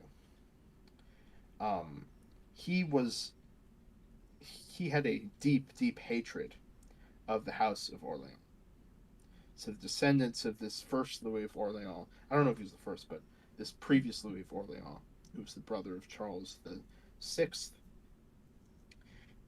He believed that the House of Orleans, ironically, had gotten too close to the Burgundians, that they were too careless of his project of unification, and it didn't help that the Duke of Orleans, for most of his reign, another Louis, had urinated on him at his baptism. So, what Louis did to prevent the House of Orleans from taking over France, because, or rather, keeping their lands together as as reigns shifted, was to force this Louis, to pressure Louis when he was very young, to marry his daughter Jeanne. And his daughter Jeanne was an invalid. She was thought, and as it happens, it appears to have been true, that she was unable to bear children. So essentially, he prevented the heir of his least favorite of the French noble houses from ever having kids. So this is the level of spitefulness that Louis XI gets to. Um, Now there are problems. This all sounds, I mean, if not great, we're talking about somebody who was regarded as a exceptionally cruel tyrant who had his enemies brutally killed all the time. Um, but these are considerable achievements. Now the issues are not only this, but he provoked rebellion among his nobles, and part of the reason he had to raise so many taxes is because he had to spend a lot of money bribing them. This doesn't work at one point. He ends up in a serious civil war early in his reign. He loses, and has to pay out big pensions to everybody who kicked his butt. So it's not all great, but what do you guys think about Louis XI? I mean, this guy's a pretty classic state builder. Word. Okay. Looks like we had a brief interruption thanks to this wonderful Yeah, I'm Marietta seeing that. internet, but I think we're good again. So where do you Okay, Good again. so where do you okay, think hanging on, you know. where do you think we left off? Did we leave off on you speaking or me speaking? I was speaking when it went off. Okay, are you there by the way? Yeah, I'm here. Okay, okay. Yeah, I'm here too. You were talking about Louis XI as like a classic sort of state builder. Yeah, so he's state builder. He builds up institutions to try to keep the country unified, consolidate the gains his dad made to make sure they were lasting. And so he expands, like you talk about, the royal domain, which is really important for France later being the strong centralized power that can produce a large army and aggress its neighbors. So, the France that we later see with the Bourbons, I would say in many ways was constructed or at least predicted by the actions of the Universal Spider. But yeah, I mean, he's kind of a scary guy because if he had a modern state, this guy would be absolutely nightmarish. Yeah, Stalin-esque. yeah, who knows? I will say I 100% agree with Derek on this. The one thing that I do want to note: how many more of these guys are going to turn out to be weirdos going forward? Because Let's see. uh, One. because I was expecting things to get more normal after Charles VI, but apparently his grandson Charles VII is a weird into like witchcraft or some shit. Well, his Uh, son. That was his son, Charles VII. Charles the Seventh son. I thought you said it was he was his grandson because of some succession No, bullshit. Charles VII Uh, wasn't into witchcraft. He was more like he was probably or he morbidly. just had people that we. He was just a I have read things that indicate he was. Oh, really? Okay, yeah that's yeah That yeah interesting. might be, that might be just be some weird chroniclers. yeah just I some don't weird know. chronicles Or, probably just or trying to maybe he was twist him. looking up, ancient Roman histories, and he was reading about the auspices and things. Maybe he thought that he needed to tap into the pagan gods to really kick the English out. I don't know. We are Come talking on, about please let me somebody be who the Aurelian employed. of my time. Sorry, we are talking about somebody who employed the services of a very notorious witch. Right, Joan of Joan Arc. of Arc, yeah. Wait, Although, I mean, obviously, she wait. didn't claim It to be a was witch. No, no, certainly not. Yeah, I mean, the English claimed that she was, but I mean, they had a bit of a vested interest in making the claim. yeah. But I mean, in a way, in a sort of way that kind of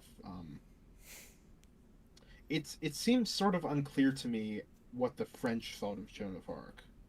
If there was not some suspicion on the part of some of them that she was in communication with dark powers, and that was the reason why the English were so scared of her. I mean, it's possible they did believe that, you know. Yeah, and that these British were just agents of the devil, and that she was this holy spirit that was just driving them away, or some shit like that. The inverse option. Yeah, I've also heard though that you know, sometimes her background is a little bit distorted. That actually she probably was, you know, for a woman of her time, fairly well educated.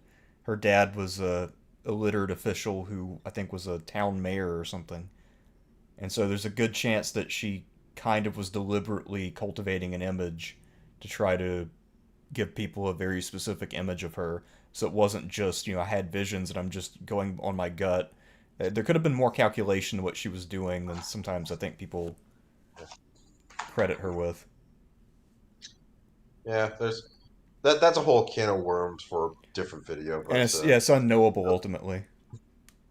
Oh but yeah, totally unknowable. but yeah, talking about like Charles VI, and then we jump we have Louis the Ninth just Look, being a look. weirdo whenever he's going on tour, Well, just I like mean, trying to he wasn't being like a cretin or anything, but he was intensely informative, to a degree that none of these other monarchs match.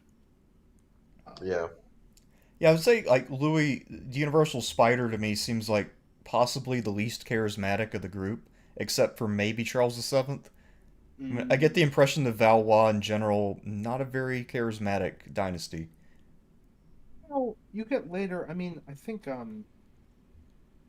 we'll get to some, particularly a couple rather uncharismatic people later. Um, he's certainly not the most charismatic. I have a surprising answer for that one, but uh,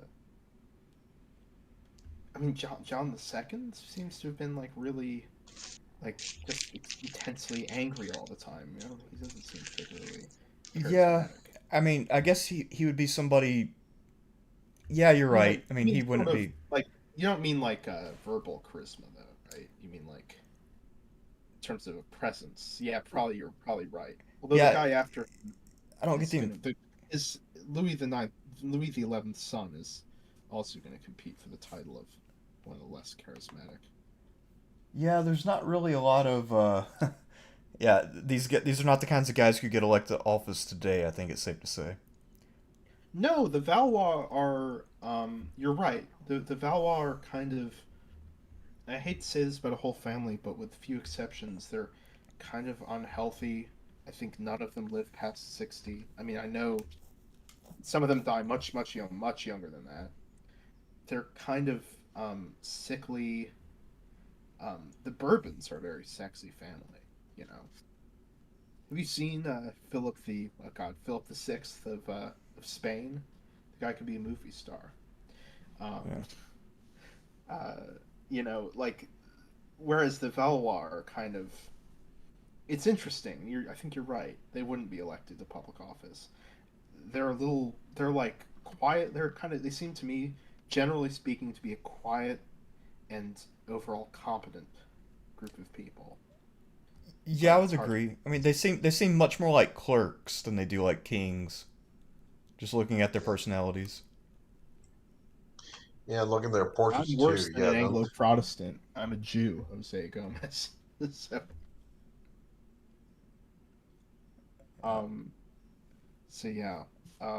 But no, Joan of Arc was clearly an impressive woman. It's just a question of what the French themselves really thought was going on, because this is Right. a time where everybody believed in witchcraft. Yeah, I guess we get much more of the English perspective on her usually. Yeah. Um, So anyway, Louis the XI died at 60. So what do you want to rate him as? I'm thinking an A would be appropriate. I'm with you. Yeah, I think he's an easy A. Very accomplished ruler, and clearly made a huge impact on the French state moving forward. There's a movie yeah, about him. There's a TV movie about him. It's on YouTube. really. Yeah. Huh. I have to look that up. I didn't know Uh-huh. about that. There's yeah. So would you like to move to? Wait, hold on a second. Why am I missing the page? Yes, Charles the Affable. Well, we want to take a 5 minute break before we Oh get yeah, to the. sure. I'll get some water and stuff. Yeah. So let's take a 5 minute break and then we can come back and talk about the affable one himself. All right, perfect. All right. All right.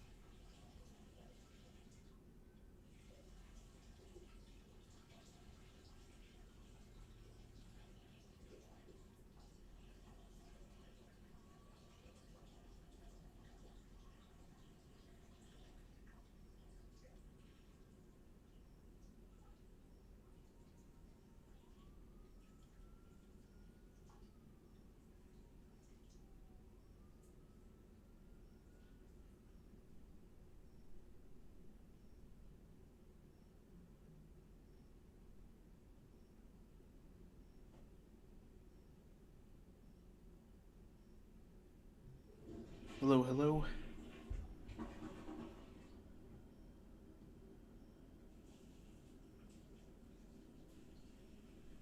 Hello, Hose and Oz. I love these names. I have returned. All right. I'm back. By the way, has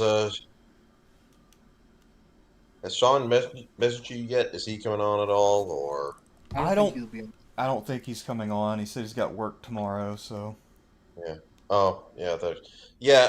Because I checked my email and he gave me some feedback on the article I was writing. So gonna get on top of that probably tomorrow. Uh, oh yeah, I don't think I mentioned it on the stream yet. Sean tapped me a few days back. He's working on an Petersburg campaign book for Merchant Civil War. He asked me to do a one-off chapter about the friendship between Henry Heath and Winfield Scott Hancock. Really interesting subject. I was genuinely shocked by this. Uh, Apparently, when they were serving together in Mexico, they were absolute pickup artists back while serving in Mexico City in the occupation. Really. Like real pickup artist shit going on. How did they have time? Yeah, yeah. It's like, uh, yeah. Apparently, Burnside, who was also there, Ambrose Burnside was a classmate of Heath's.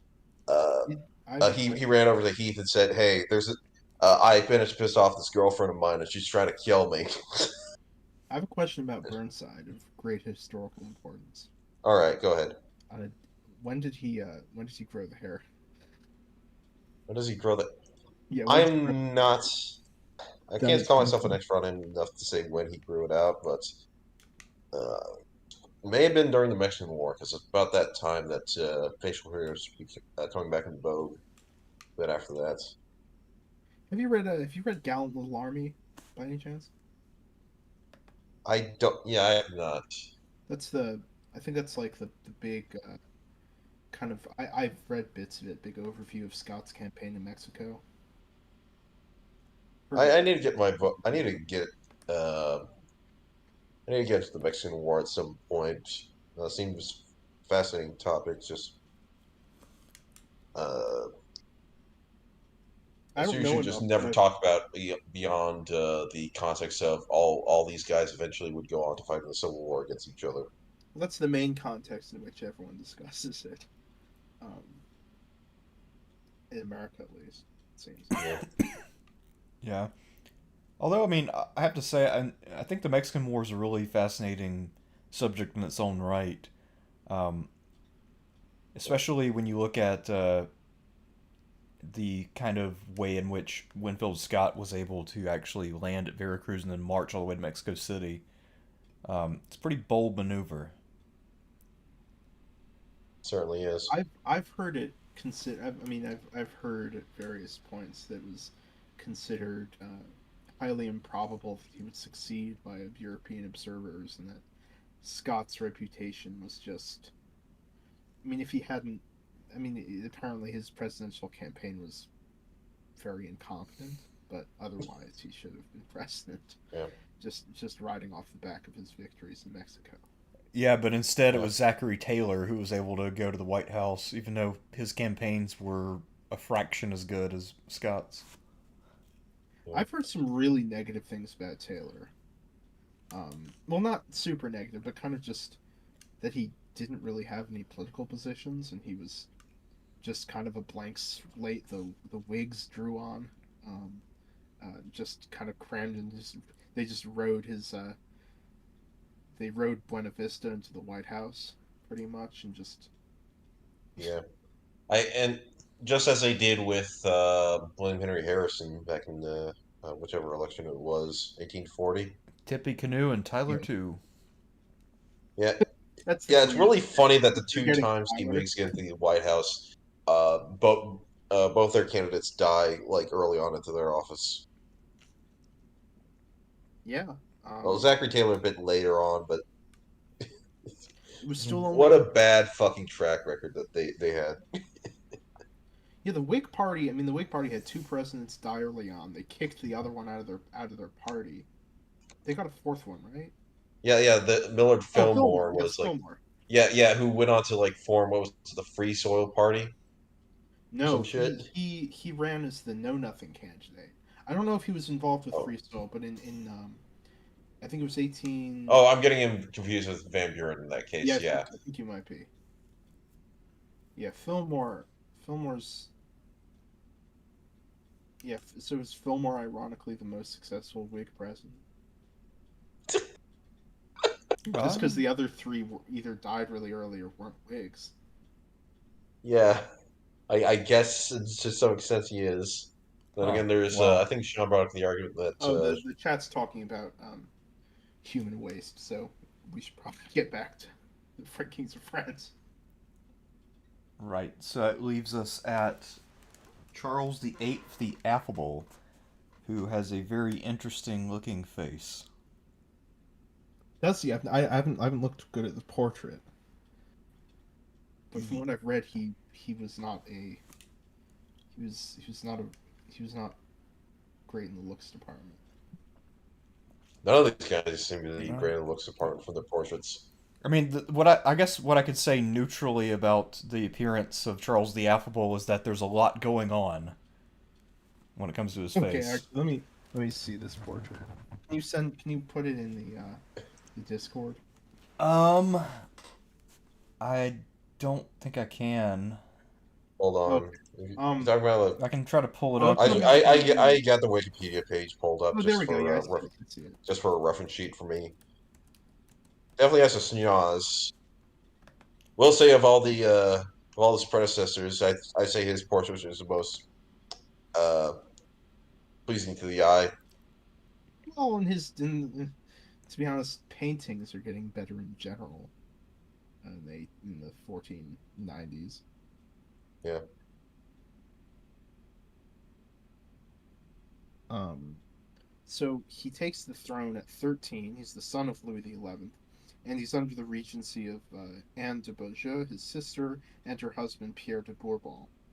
There's a civil war during the regency. The understandably annoyed Louis of Orleans, who was forced to marry an invalid by Charles's father, takes up arms and rebels, but he's defeated and captured at Saint-Aubin-du-Cormier.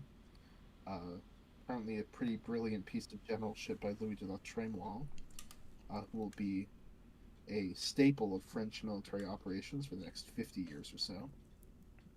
Charles himself attains his majority. Doesn't attain his majority because the age of majority in France is considered to be 14.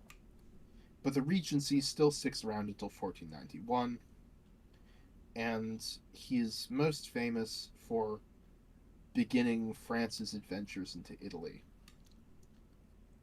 So, and this is the main thing people discuss about him, is he is the first of these French kings to try to act on the claim of the House of Valois upon the old Angevin kingdom of Naples. It's hard to fault him for doing so. He believed that it was, you know, well, I mean, it's hard to fault him if I were back then for doing so, because it was expected of a king if he was, you know, young and capable of leading a campaign to try and press these dynastic claims. It was what was expected of him. And so he exchanges lands in Burgundy and Franche Comté for the non intervention of the Emperor Maximilian, and then plows into Italy in 1494. This is one of the most triumphant, and I'm using that word in particular because there's no other positive word it's really possible to use. This is one of the most triumphant moments of French history. It was a progress down the peninsula all the way to Naples, with this vast artillery park like nothing the Italians had ever seen. Um, most Italian most Italian cities simply surrendered to him immediately when he approached. They sent out envoys to him, presenting him with all sorts of honors. Anyone who did resist, he destroyed them. His armies behaved with extreme brutality. Um, they would exterminate entire garrisons who had opposed them. And he arrives in Naples by the end of the year, and the Italians were really shaken by this. They were they weren't particularly impressed by Charles himself, but they were very impressed by what he did. Um, that's anyway. They so I'll quote some contemporaries. Marsilio Ficino said Charles shook the world with a nod of his head. Guicciardini, he bettered Caesar by conquering before he even saw, and he ends up in Naples where he holds a splendid court. Probably contracts syphilis, or at least tons of his soldiers do, which he'll bring back to France. In 1495, while Charles VIII is in Naples, an alliance forms against him, so he has to get home. He leaves the garrison in Naples.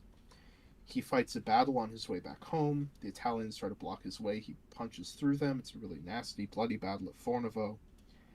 The expedition itself, in hindsight, was a bit of a disaster, but it was intensely glorious on a personal level in some ways. You know, just this incredible flex of France's ability and reach, a sign that France had recovered. greatly from the Hundred Years' War. They had their act together. They could project power on an immense scale, and um, yeah. So he's planning to go back. He manages to get back to France. He's planning to go back. On his way to a tennis match, he bashes his head on a doorway and dies of an aneurysm 10 hours later at the age of 28. It's one of the. And he's not even the only king of France to die that way. There was one of the Carolingian kings died by banging his head on a door lintel too. Man. Um, yeah. Yeah.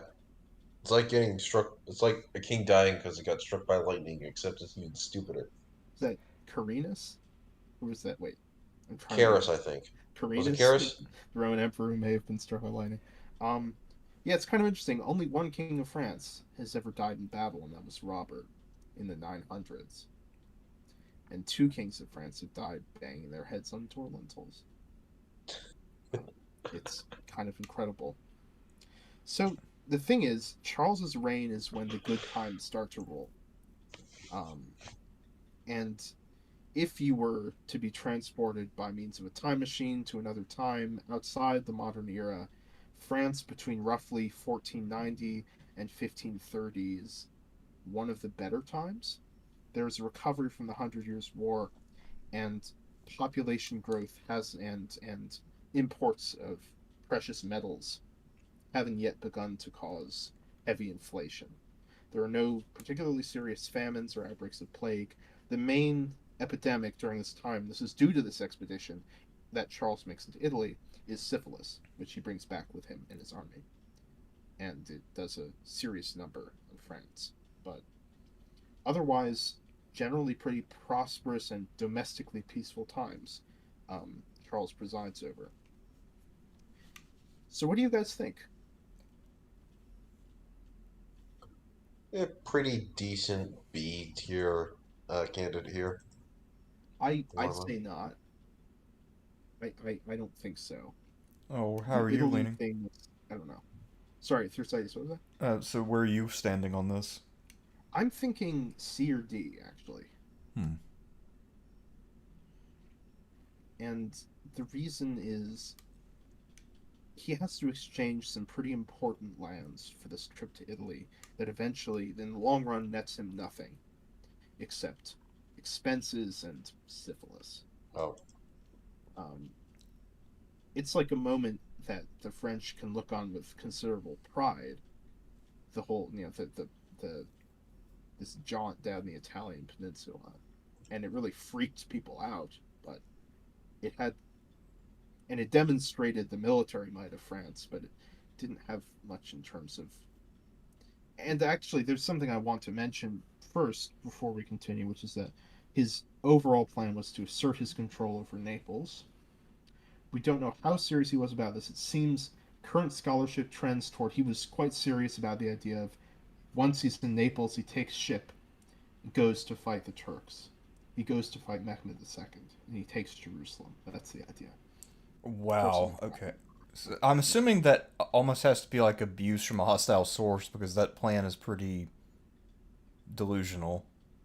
No, it's or if actually the it, non-hostile sources who attribute him with that. The hostile sources will say he's just trying to pull one over on the rest of Christendom while they're recovering from successive gut punches by the Turks. Um. Yeah. Uh. But it is insane. I mean, Yeah, because that unless you have the right provision, sailing from Italy to anywhere else is going to be difficult. Um. Yeah. I get the impression that he's very much a beneficiary of the work that Louis XI did, and that his overall competence is not necessarily that great, but he is working in fairly prosperous times, and so it doesn't come to bite him in the ass as hard as it should. yeah, I just want to test. Hold on a second.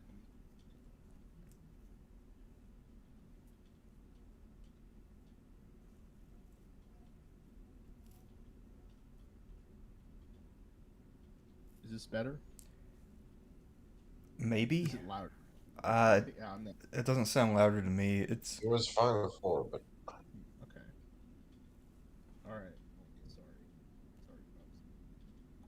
I got really quiet there. Oh, that was because I said sorry, folks, very quietly. Oh, okay. All right. Um,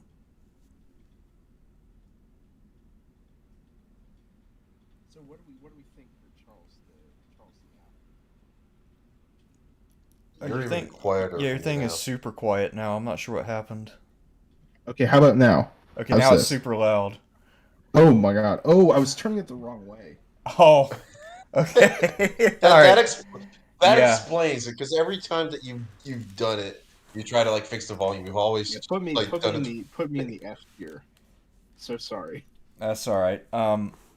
But yeah, I think you're right with Chuck the Affable. I think he's kind of like a C D candidate, kind of in the Yeah, middle. I'd say C. I get the feeling that maybe he could have turned things around had he lived a bit longer, but I didn't realize in your overview that it was really as bad as it was. Uh, the ending of the campaign. His Yeah, reign was by no means a disaster, but it doesn't really not much of what he did reflects well on him. yeah. Also, I mean, he couldn't anticipate that that door was going to assassinate him. To be fair. Yeah. Yeah. Jesus.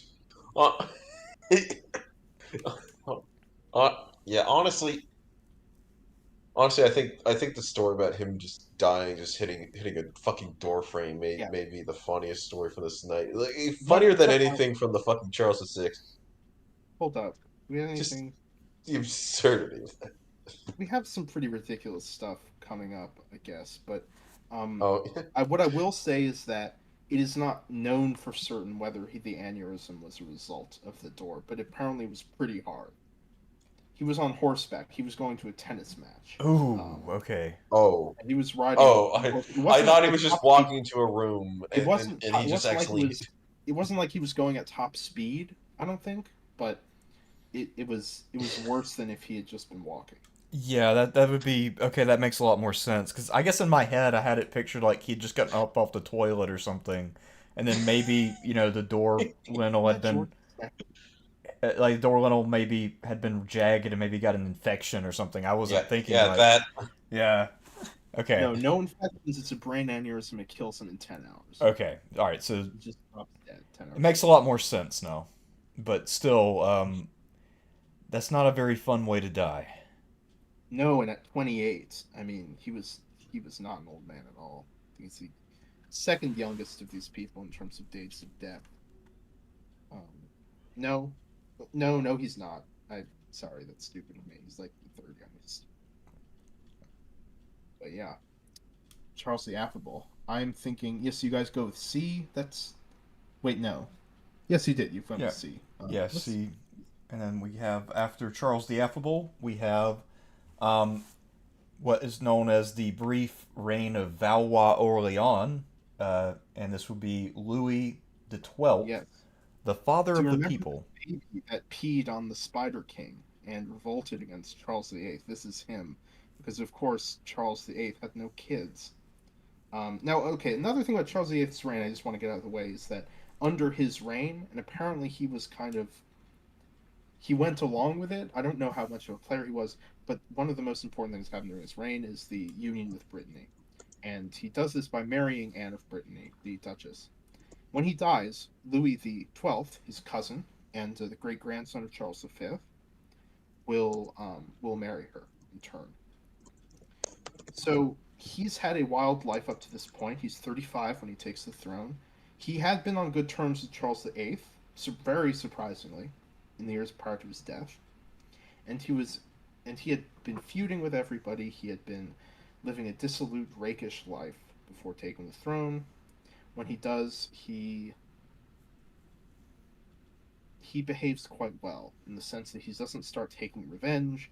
A famous quote attributed to him in reference to, I think this was the Louis de la Tremoille. He defeated him at Saint Aubin du Cormier. Um, he said to him, "It's not honorable for the King of France to avenge the quarrels of the Duke of Orleans." His wife was sorry, not his wife. His life was guided by two general obsessions. The first was to get rid of his wife Jeanne. She could not have kids. Of course, that's the reason why he'd been forced to marry her in the first place. And he manages to do that pretty quickly and cleanly. He doesn't kill her or anything. He kind of, gets a quick annulment with Jeanne. His second um, ambition, great ambition, was to control Milan. His claim to Milan was not the same Angevin claim. It was a claim from his Visconti grandmother. The Visconti were the Dukes of Milan. It wasn't connected to the Valois claim, Angevin claim on Naples. Now, he was extremely popular as king because he did a number of things. So he abolished temporarily the sale of offices, he opened the postal service for private use, and heavily reduced taxes from the level they'd been at under his predecessors. Um, he was also apparently very stingy. Another quotation from his: "I would rather my people laugh at my stinginess than weep at my extravagance." Now the big knock against him, and he reigns over good times generally, in a similar way as Charles VIII did, but he kept he maintained this obsession with Milan throughout his whole reign, and the main thrust of his efforts were to um, were to the maintain Naples and capture Milan. And from roughly 1500 to 1512 or so, France is at the apex of its Italian power. By 1500, quite shortly after he takes the throne, he manages to take Milan, agrees to divide Italy with Spain, and around that time, France reaches its largest territorial extent since Charlemagne and prior to Napoleon. This is extremely brief. Um, in 1511, Pope Julius II rallies everyone against the French. There's a complete bloodbath, the Battle of Ravenna, where the French win but lose a ton of men. The Swiss manage to eventually throw the French out of the area around Milan. The English get involved. They capture territory in the north. Now, Louis is very personally involved in these campaigns. He leads the army in person at Agnadello, the big victory over the Venetians in 1508. But all his Italian ambitions seem to come to nothing. By the end of his reign, France has mostly been kicked out of Italy. He dies a little weirdly too. He tried to get around the Duke of Angoulême succeeding him. Of course, remember, he doesn't have any kids because of the Spider King's machinations.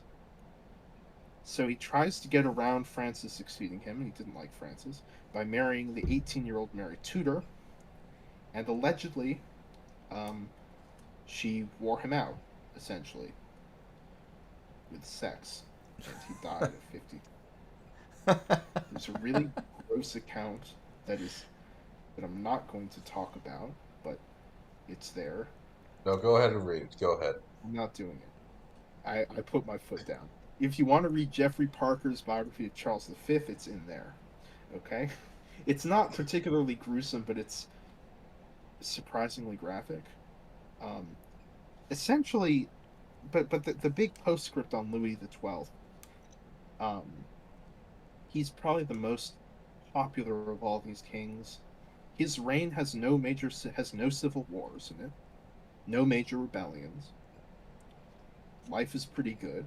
Just, you know, I think I think the big what if is, well, what if he decided not to bother with Italy? But that almost wasn't psychologically an option, you know. He had claims to Milan and Naples, and he would have been considered less of a man and less of a king if he hadn't pursued them. So I'm not really sure how to rank him, because he's clearly not like a dreadful monarch or even a bad one. But this Italian obsession is, while understandable, like clearly I don't know. What do you guys think? Um, I mean, I'm kind of impressed by how he died. It's very unusual, very unique. We're not sure, but this is what people thought at the time. There was this idea that, generally speaking, that sexual activity was quite bad for the health. That overexertion in that regard was intensely dangerous, not just for the old, but especially for the young. Um, Although in this case it was on somebody who was for that time, he was old. He was 52. Right. Yeah. Well, I guess for all the prudes out there, he was like, the poster child of sex is bad. Oh, big time. This is the sort of thing Charles V cited when he was intensely controlling of his own son's um, activities. Um, so yeah, this example was used. Wow. Yeah, so I guess you mentioned Jeffrey Parker. I actually know him. Personally, wow. Yeah, I was a research assistant for him for like a semester. Oh But no, that's awesome. yeah, I actually did not know he wrote anything about not Philip II. So Well, that's a great book, but he's best known for the military history, for the military revolution theory and whatnot. He didn't come up with it, but he's the big expounder on it. yeah, I know he also has a talent for writing books that are over 1,000 pages. Oh yeah, I think his 17th century crisis book is a monster. Yeah, I mean, I've only seen a couple of his books. I think I saw him in his office actually, and all of these things they look like the kind of dictionaries you get when you study a foreign language. If you get like the scholarly dictionary. Um, Well, yeah, although the Philip II biography is modest, and the Spanish Road is only like 200 pages, I think.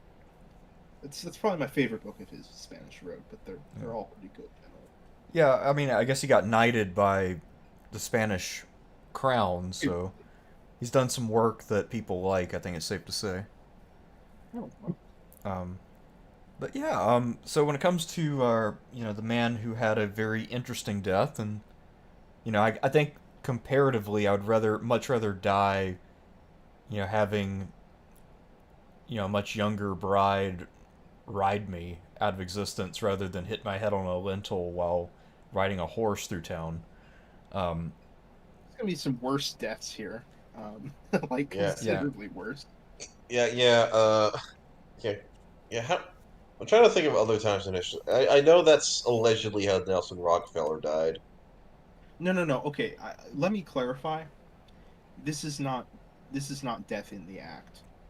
The idea is that over the course of their 8 months of marriage, oh, this so okay, yeah. attrition. Let me be No. clear about this. He did not die in flagrante or whatever the term is. Okay. So basically, he Oh, just probably died of dehydration. Is what they're hinting oh, at? yeah. Okay, so now That's the he's a T. juiciest. That Yeah. that reduces him by a tier for me. I was gonna give him a Oh, B, come but on. okay, he gets a B. In my book, I think. I mean, in the grand scheme, the Italian By venture the way, would this be is not what he's known for at all. I think, like, Yeah, I tried. I looked him up on looking up on his Wikipedia. I know Wikipedia is not trustable, but looking at like it says he died of gout. Is yeah. I mean, it was Right. so I got guess some evidence that his death was from other. But I mean, like, this isn't, of course, isn't 100%. All these deaths one, with two incredibly violent exceptions on this list, are kind of, it's questionable because obviously this is before modern medicine. Right. And I mean, too, I guess a lot of the people who are hating on him for his death, I imagine there has to be at least one monk in there who's pretending to be horrified, but he's secretly like, man, hope that's how I go. I don't know how it'll happen, but yeah, I think he sounds like a pretty good king overall.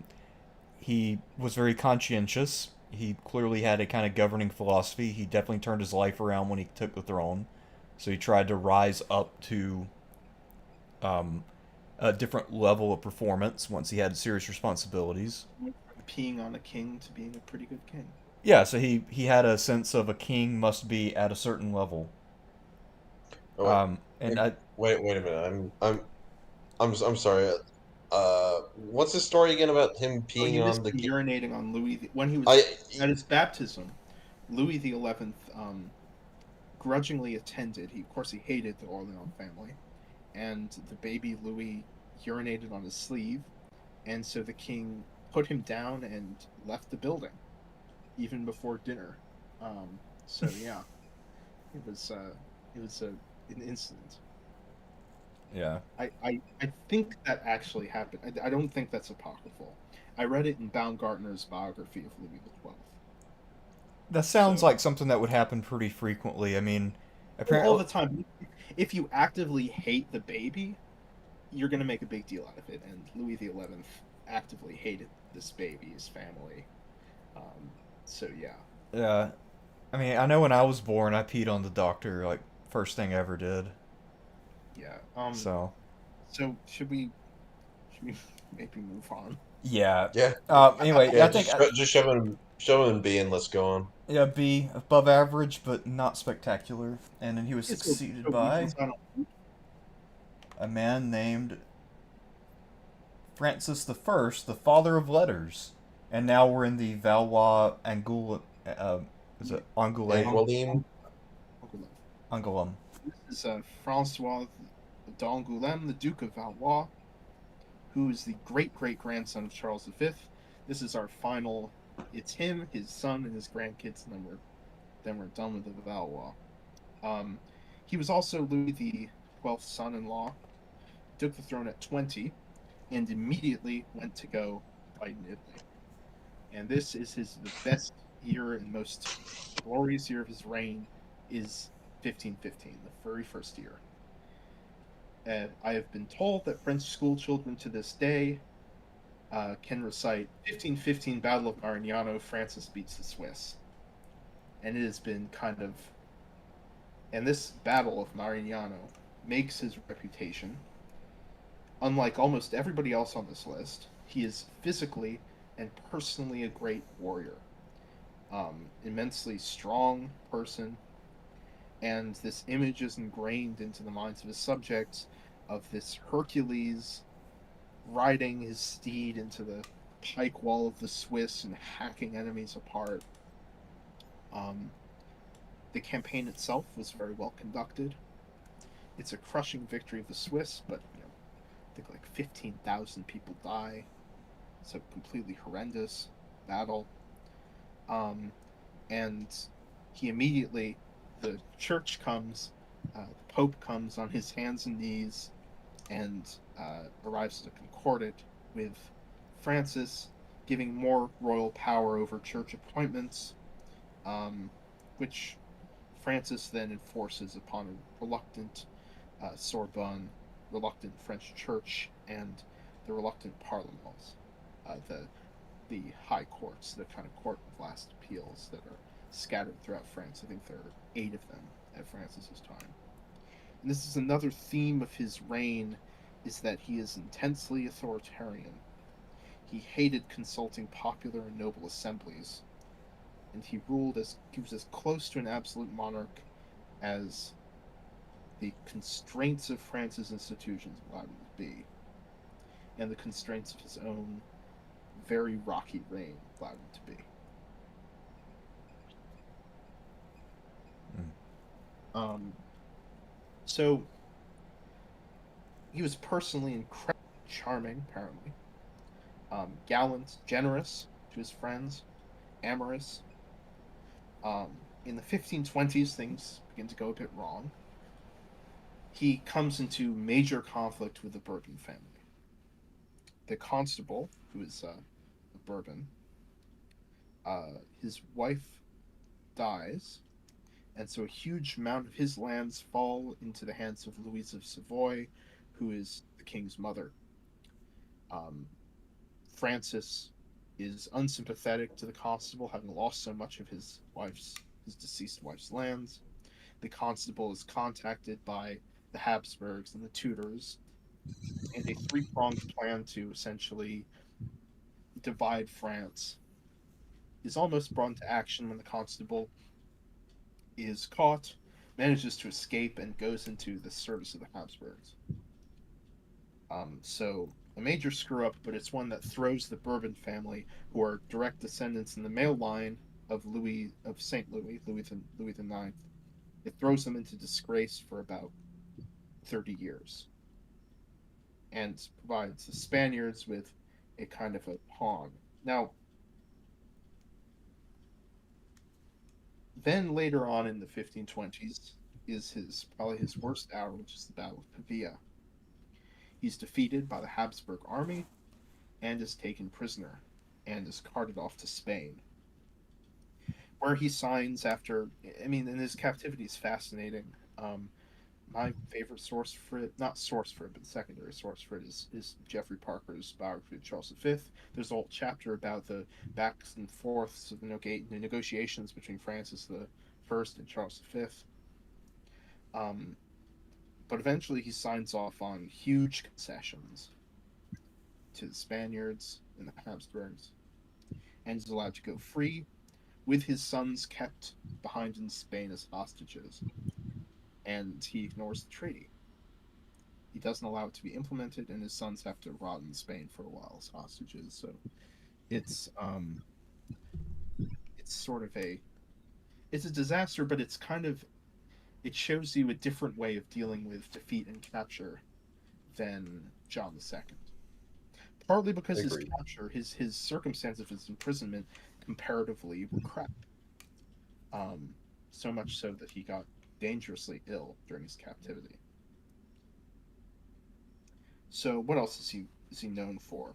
Because I'll get into his conflict with Charles V later. I think there's important stuff to kind of cover with Charles V himself. What makes Francis being able to hold him off for so many decades impressive.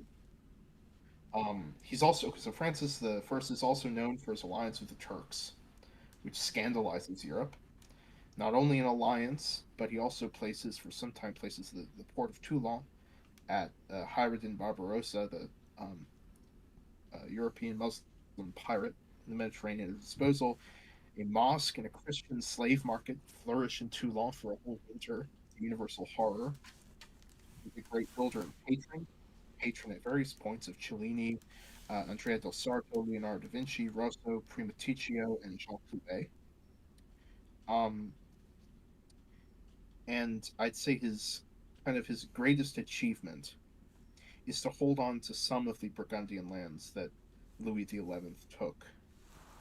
And this is impressive because of two things about Charles V. By the 1520s, Charles V, number one is that Charles V is the most powerful man on the planet. He's inherited the rule of Burgundy, Austria, Spain, and that Burgundian possession also includes the Netherlands. Um, Eventually, he will take the Holy Roman Imperial throne. He wins an election against Francis I, who probably shouldn't have even tried. And throughout the 15 teens and 20s, his Spanish subjects, conquer uh, Mexico. In the 1530s, they conquer Peru. So he's an immensely strong monarch. And the other thing about Charles V is that he is essentially a Burgundian. He grows up at the Burgundian court of Mechlin. His main male role model in his life is his grandfather Maximilian, who spent the bulk of his career desperately fighting the French to keep them away from the Burgundian heritage of Mary. He grows up speaking French, the language of the Burgundian court, and he's imbibed with this idea of, and he's named after Charles the Bold. He is kind of infused with this idea that it is intensely important, it is of the utmost importance that he wrest Burgundy from French control, that he take all those lands back, Artois, Picardy, and he isn't able to.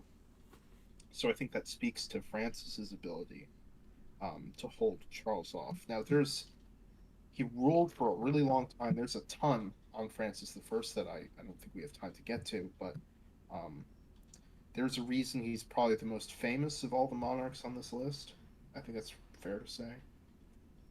Um, so what do you guys think? Any thoughts on Francis? I mean, I have seen him compared to his contemporaries, not only Charles V, but also Suleiman the Magnificent.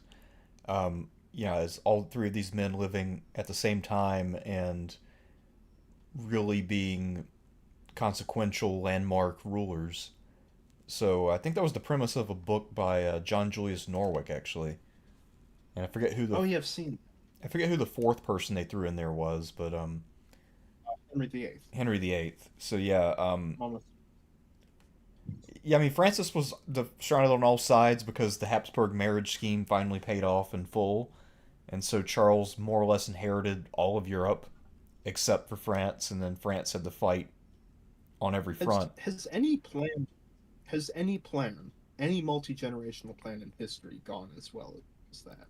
No, I it's like can't it's think of like any. some Benny Gesserit shit creating the Kwisatz Haderach. Oh, exactly. Yes. Yeah, Yes. basically. And Charles V was the Kwisatz Haderach. Yeah, he was he We was won't make Civil War references. We will make Dune references. Yeah. Sean is here in spirit. Oh yeah, Sean's into Dune. God, yeah. Yeah. yeah. Yeah. So There's an episode early in Charles' life where his hand was placed in a box. yeah.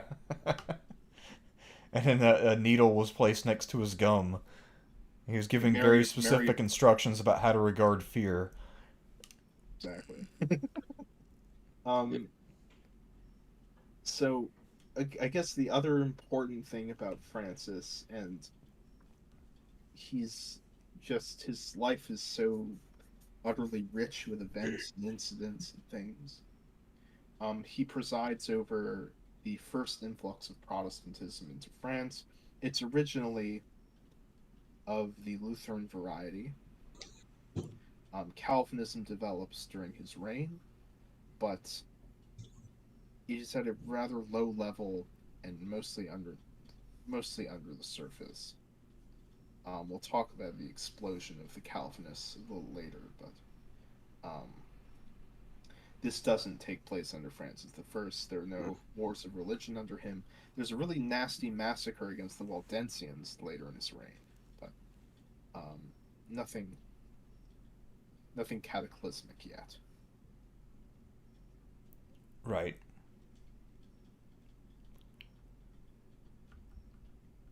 I'd say he's a Um, very impressive ruler, although I think yeah he's kind of limited though by the fact that he is dealing with Charles V, who surrounds him on every side. So he's kind of stuck on the defensive for pretty much Yeah. his whole career. yeah, Yeah. He has only one empire fight against two, essentially. Arguably um, three. I mean, if you count England, I Oh think. yeah, the, yeah. the English as well. I have to say I'm not up to total speed on the back and forth of all these wars under Francis I. It is a bit beyond me, and it's something I need to study a little more. Well, I guess I need to a bit. I mean, the main thing that I need to pay attention to in the reign of Francis I is the development of Protestantism in France. But uh, yeah, although opinion is heavily divided on him, I take it I've sort of presented the positive view of him. There's also those who focus on his military disasters, his capture of Pavia, his callous treatment of women, his expensive lifestyle, expensive court, his extravagance. Um, and this is the time during which, for multiple reasons, most of which are out of his control, things start to get worse in France. Partly the influx of Spanish silver devaluing the currency and causing inflation, partly the population increases of the past century catching up with the infrastructure, to put it one way, of France. So it's not really, the good times are starting to run thin during his reign. Right. So hard guy to rate. I don't know what I put. I put him as a B in my notes. Yeah, I would have put. I'd say he'd be an A tier ruler if not for Pavia. I think Pavia brings him down to B because that's His a recovery from Pavia is okay. Maybe it just looks good compared to Poitiers and John II. oh yeah, certainly in comparison, but still it's a pretty bad decisive defeat and basically kills the French uh, interest in the Italian theater, or at least French pretensions in the Not Italian peninsula. entirely. I think it's because they're back. They do make various comebacks at certain points, and it'll be about 30 years before they really have to give up on Italy. The main thing it does, the main effect on France, is that it kills the whole. The royal council is just eviscerated by Pavia. Yeah. Just looking at the Die, Battle of Pavia, like half the French commanders are captured, the other half are killed. It's a lot like Agincourt in that way. That's the real thing about Agincourt is it just killed so many of the people who were in charge of France. Um, Pavia may be even worse because the king was included. Luckily, his mother was highly competent, was able to hold on to everything as regent. Um, yeah. Right. So I mean, I was thinking B.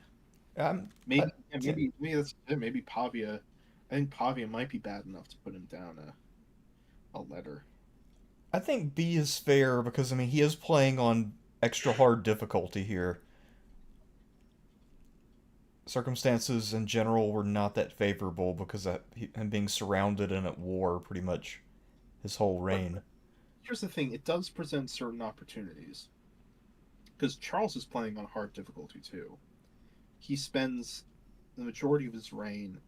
My favorite depiction of him in all of popular culture is in Larry Gonick's cartoon History of the Modern World, where it's just him riding back and forth across Europe like a chicken with his head cut off. There are like 15 crowns balanced on his head. Um, it's really funny. Um, reading those notes like well, but he was an intensely stressed out individual who had mountains of responsibilities and eventually had to retire. He had an emotional breakdown, nervous breakdown in 1552, and several years later had to retire to a monastery in Spain. But that's actually in the next reign. It's Henry II's reign, so not really our purview yet. So both he and Charles more or less retired rather than dying in office, and for the same Fran- reason. Francis the First died during Oh, this never reign. mind. Yeah, you're talking about Charles. Sorry, I get yeah, Oh no! It's not about no, I'm talking about Charles. yeah. Okay. Francis died at 52, so not super old, and left the crown. So we decided, okay, decided B. Yeah. Okay. So he's succeeded by his son Henry II. Yeah, Henry II. So the two most important things that happen in his reign are the end of these Habsburg Valois wars and the realization that Protestantism is a very serious threat to the religious order in France. So we'll start with the first one. After about 10 years of warfare, and Henry II did not have the same kind of chivalrous attitude toward the Habsburgs that Francis did. Francis was at times very personally amiable toward the Habsburgs. Um, Henry II hated them. He hated them more than death. He had been left as a prisoner after his dad reneged on the Treaty of Madrid and was kept in quite poor conditions, especially for a royal.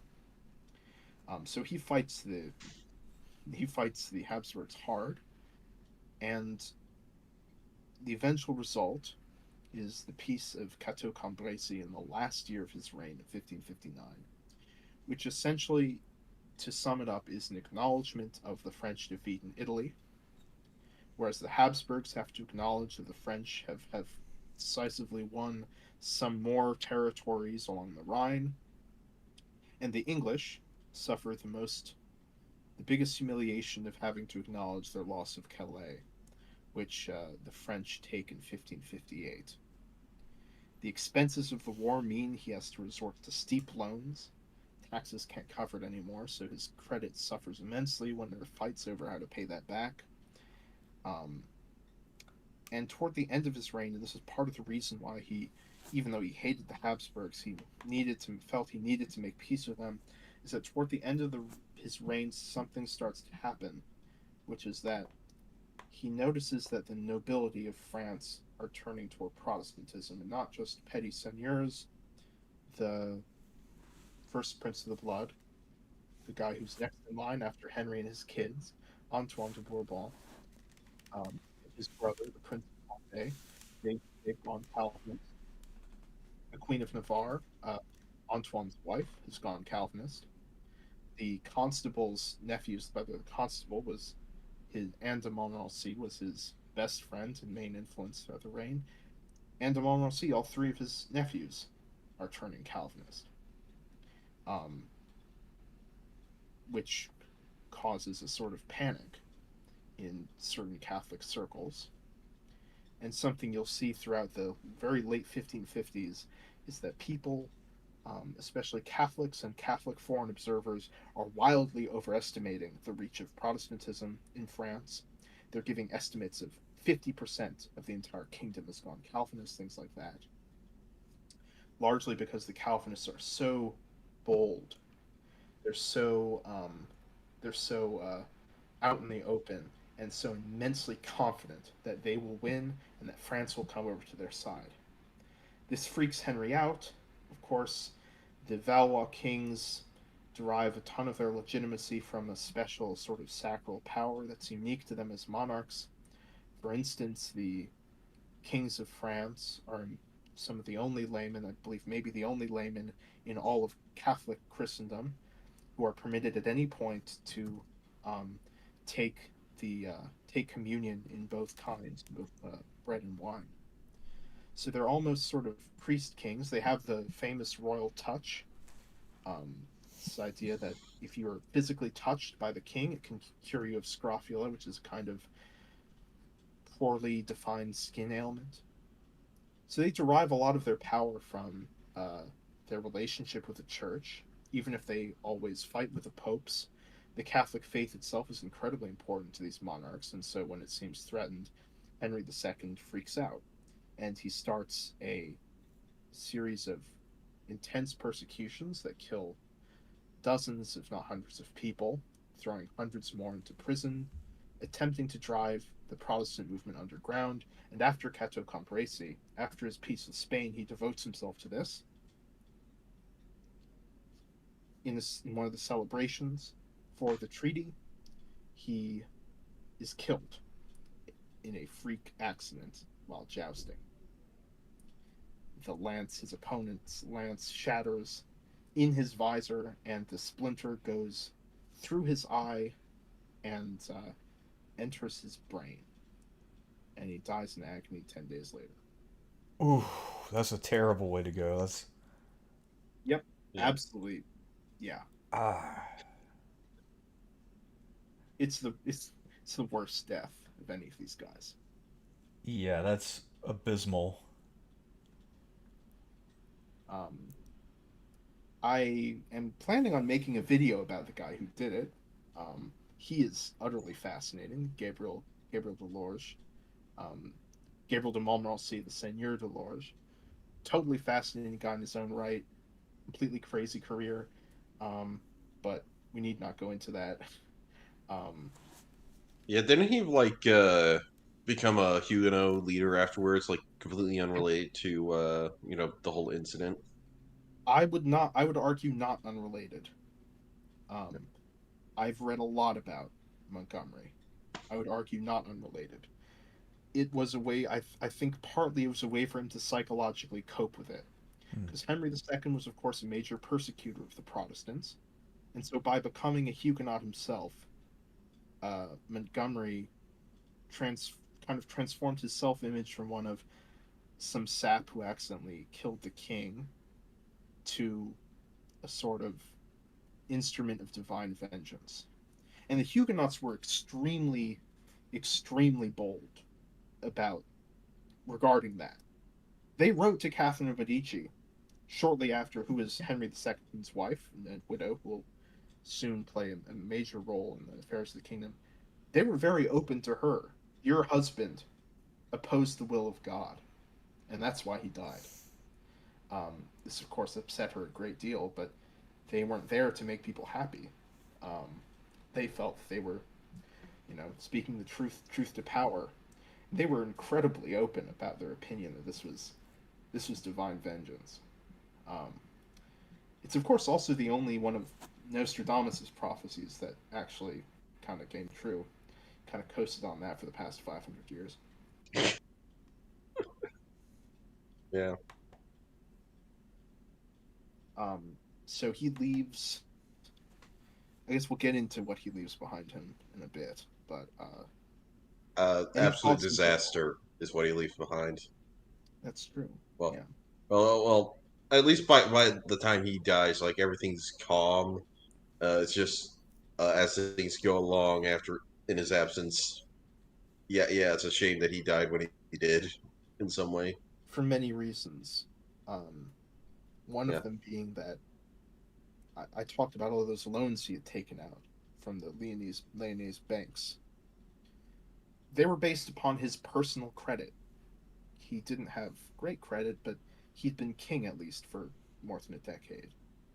Now the monarchy will have to draw loans from either private individuals or they would have to resort to the credit rating of an annoying 15-year-old, his successor. So, um, yeah, I mean, and that Okay, for many economics. other reasons, it's a mess. But Henry himself, any thoughts on Henry himself? I hate to be talking so much. Do you guys have anything about Henry? I don't really have too much to say about him. I mean, it seems like he was relatively successful, but he obviously his actions were predicated upon the belief that he wouldn't die in a jousting accident. And so if he had lived, I don't know, five, Aren't ten all more I years. I mean, yeah, everybody's predicated upon the idea they're not going to die in a freak accident, but I guess when kingship is such a personal thing, that's yeah when finances and one's personal credit becomes so incredibly important. But overall, I mean, it seems like he was on a decent trajectory. He just got derailed early. What I've read is that he may really have. I mean, I think his. It's hard to judge based upon modern morality because, of course, his biggest goal after the war was ruthless religious persecution and the extermination of a religious minority. Um, so it's like kind of hard to judge whether or not his demonstrated ability to do that Right. gives him credit, you know. So Yeah, it's tough. I guess too. I mean, that was partly just strengthening the power of the monarchy would be to, crack down on religious minorities. Um, and I guess obviously that was a policy his successors would all adopt. So, Um, or at least actually, it might take a little while, but they will get back to it. yeah, eventually, but the policy really does change after his death, like dramatically. Well, not immediately, but it will. Um, some of the harshest persecutions before Louis XIV of the Huguenots, and part of the reason, although there's an element to that, you mentioned strengthening the monarchy through these persecutions. Calvinism was also seen by Catholics as a kind of rallying point for all sorts of malcontented people, all sorts of powerful nobles who want the restoration of their independence from the crown. So it's another element to it from a certain perspective.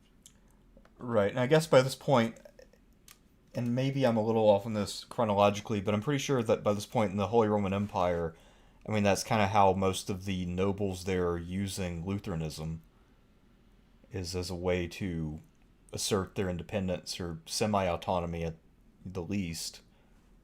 Yeah.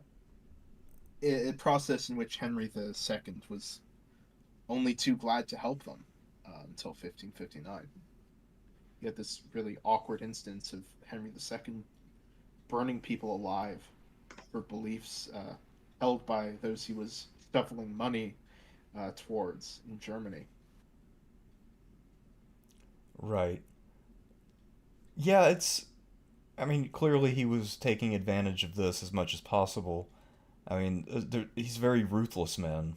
Um, but Yeah, it was. yeah, I mean, I guess by the standards of this time, that kind of religious persecution was pretty normal. I mean, if you look at especially the wars of religion from this period, I mean, that level of pursuit of one's religious opponent seems to be more or less just standard. It reaches an intensity at points, not necessarily because of royal policy, but also because of just what it means to be in a civil war. Um, it means central authority falls apart. Decisions are left in the hands of hotheads often, and so there are going to be, of course, I mean, deaths by religious violence will be in the hundreds of thousands by the end of the century. But as a result directly of royal policy, um, I mean, not as many as one might think, but it's still quite a few. It's still many thousands. Right. So as far as a ranking, what do you guys think for Henry II? I have to go B, Yeah, that's interesting. honestly. Solid. I think May have been great if he hadn't died, but from what we have, he was pretty good. I'd go with C, like But right in the middle, like which is actually on our ranking. No, our ranking is right in the middle. So Yeah. I mean, C. Yeah, I yeah, tend to agree with Ben on this. I mean, I think his achievements seem pretty average, and I feel like he's almost a generic king in terms of what he decides to do. Um, yeah, I guess there's a point to that. And also, I'd say I definitely should take him down to C, mainly due to his religious persecutions. Maybe France would have been better off if a more tolerant king were in charge, level-headed. But because We will see what happens when uh, that happens. yeah, it's sometimes I can't say I'm an expert So on the we'll French get Wars of Religions, but I know some of the highlights and uh, people hating on Catherine de Medici, that all the other kings are basically just puppets of hers. nope. well, We'll get to let's that. put it this way. But What percentage of Huguenots in France made it to the present? Like, what percentage of the population do you think survived all these wars of Oh, religion in the end? the wars of religion themselves, most of them survived, but they survived mostly because of waves of conversion to Catholicism. Um, the Huguenots and the wars of religion with more rights than they started it, but a deeply demoralized and numerically diminished group of people who eventually just kind of fade into Yeah, a because I very mean, small. maybe you can attest to this, but my understanding is that in the French Revolution, they basically said, okay, now if you want to be a Huguenot, you can do it. And then nobody really came forward because the movement had been effectively persecuted out of existence. Yeah, Yeah, I think, and by Huguenot we mean like, I mean I don't. American pronunciation is Huguenot, so I generally go with that. But oh, the British and Huguenot, I think, is the right way to go with it. But I stand by Huguenot. That is equally correct for an American. Um, I if we yeah, yeah, define good point. Fuck the French. yeah, I know if well the British more. If in this case because they go out of their way to do the French pronunciation. Um, if you define a Huguenot as a modern Huguenot as a an ethnically French Calvinist in the Genevan tradition, then I think they number in the tens of thousands. Um, yeah, so it's not. that's why I always tell my students, especially when we look at Christianity, and you got that narrative of early Christianity thriving because of persecution. I always point out to them the reason why people do persecutions is very simple. It's because they work. Sadly, that is entirely true, and I completely agree. It's not a fun fact about history. It's not an edifying one, but it's true that most of the time when people are ruthlessly oppressed for their beliefs, um, they they drop them without, you know. There's some instances where this doesn't happen, but um, especially when it comes to something like the Huguenots, and now you have me. Thank you, thoughtful. Now I'm in English. Yeah. Um, when it comes to some Huguenots, there's a certain narrative based upon kind of the military course of the wars that, for instance, the St. Bartholomew's Day massacre backfired. Well, when you really look at it, the Huguenots in the territories where they controlled population centers, where they held on to fortified places, those survived. They became more militant. But wherever the Huguenots weren't defended by sizable um, concentrations of their co-religionists, where they weren't in control of fortified places like La Rochelle, Montpellier, and Sancerre, they just they they gave up.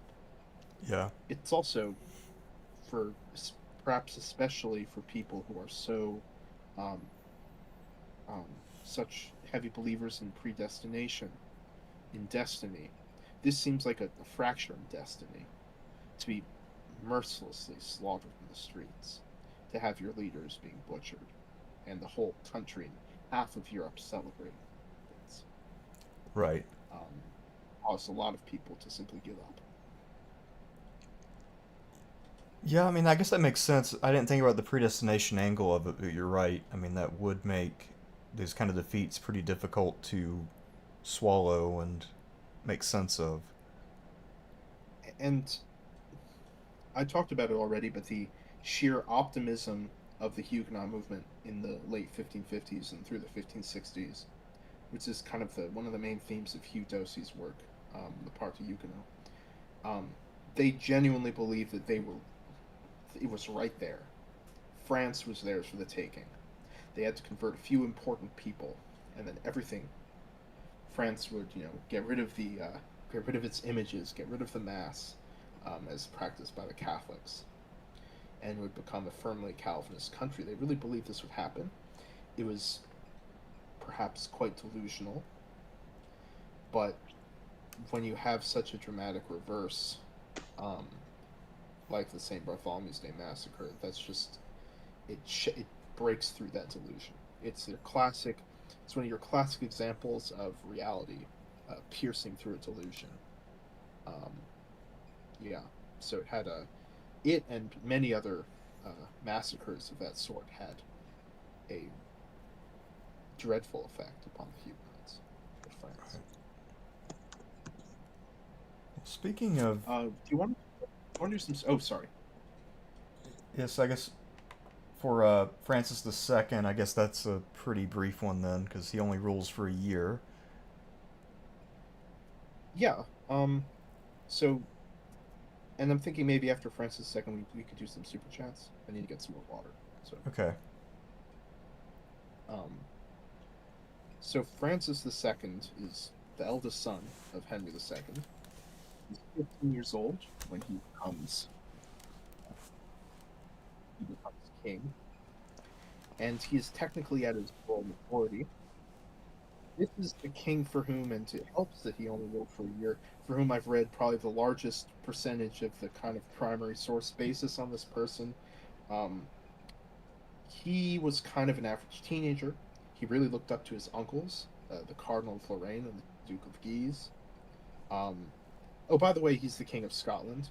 That's kind of an aside, but Francis is King of Scots by right of his wife. Um, there are some French intrigues in Scotland at this time. They don't go super well because Scotland has its own Calvinist revolution, which is way more successful than the French one. The main event of his short reign is an attempted coup by the Huguenots, led by his cousin, the Prince of Condé at Amboise. It fails because it's badly coordinated groups of men wandering through the woods, trying to get to this royal chateau, and they get lost and they get captured, and a bunch of them get executed, and Condé is stuck in the palace. saying I totally had nothing to do with this. It's a total mess. Um, and in December 1560, after a year and a half on the throne, he died of an ear infection. With child monarchs, it's hard to rank them because, but I think you still can if we have a kind of indication on how this person would have taken, how seriously this person would have taken the role they had. So, for instance, with like Edward VI of England, I think he seems to have shown a lot of potential as a king. I think he died at like 15 or something. He was really young, but he took a more active interest in government. Yes, he didn't govern his kingdom. Once again, it was his uncles, just like with Francis. Francis, on the other hand, seems not to have cared. When ambassadors would approach him to talk things over with him, he wouldn't attentively listen. He wouldn't ask probing questions. He'd say, "You should talk to my mom about this." He seems to have not been particularly interested in government. I'm hesitant to say an F because obviously he's just a teenager. So I mean, But he might have been heading he toward a feels- Nero destination because Nero was like that at first too. About the same age. well, he wasn't going to kill his mom or do Well, I other mean, things. Nero wasn't either at first until he changed his mind. Until he decided he actually did want to govern and she said no.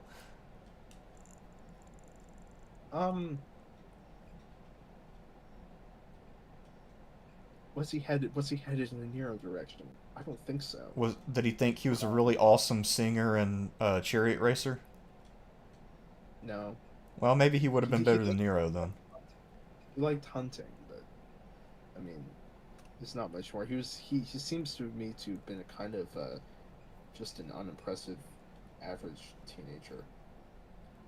He left all the governing was left to his mother and his uncles. Keep in mind, he's not a minor. There's no regency. Right. He's king. He's all full rights. So this kind of pulls him down a little bit. Yeah, I think an E sounds good for him. There's also a glaring vacancy on the graphic, but I think he fills it well. We can't judge based on that. I think we can. I mean, I think that's how. I think that's just being objective, you know. We can't even out that. We can't purposefully do that. But I do actually have him on here as an E. So Yeah. I mean, different reasons. Yeah, but you're right. I mean, he doesn't seem to be showing a lot of promise. But sometimes it's fun just to rate somebody if you don't quite have enough to go on. I usually try to rate people if possible. There's enough to go on to rate him. Yeah. Insane, but barely. Yeah. Yeah. By that regard, I'd say, we haven't ranked Henry VI. I'd say he'd probably be an E, honestly. Now I think about it. He's an F. We have him as an F here. Wait, do we already have him on? Oh yeah. Yeah. I Oh. stuck him on after we talked about Charles VII. Oh, He went right over our heads and put him as an F. Yeah, I mean, Alright. you know, he. All right, sleep deprivation's getting in. It's already past midnight. All right, so All right. I guess we can transition over to looking at some of the supers and then come back and do the other two guys. Sure. I'm gonna go get some water. All right. All right. So, our first super chat of the evening comes to us from Oscar Palacios, and it looks like it actually carries over into a second. Each one is for $5. Thank you, Oscar. He says, I was listening to your streams about Hybrida.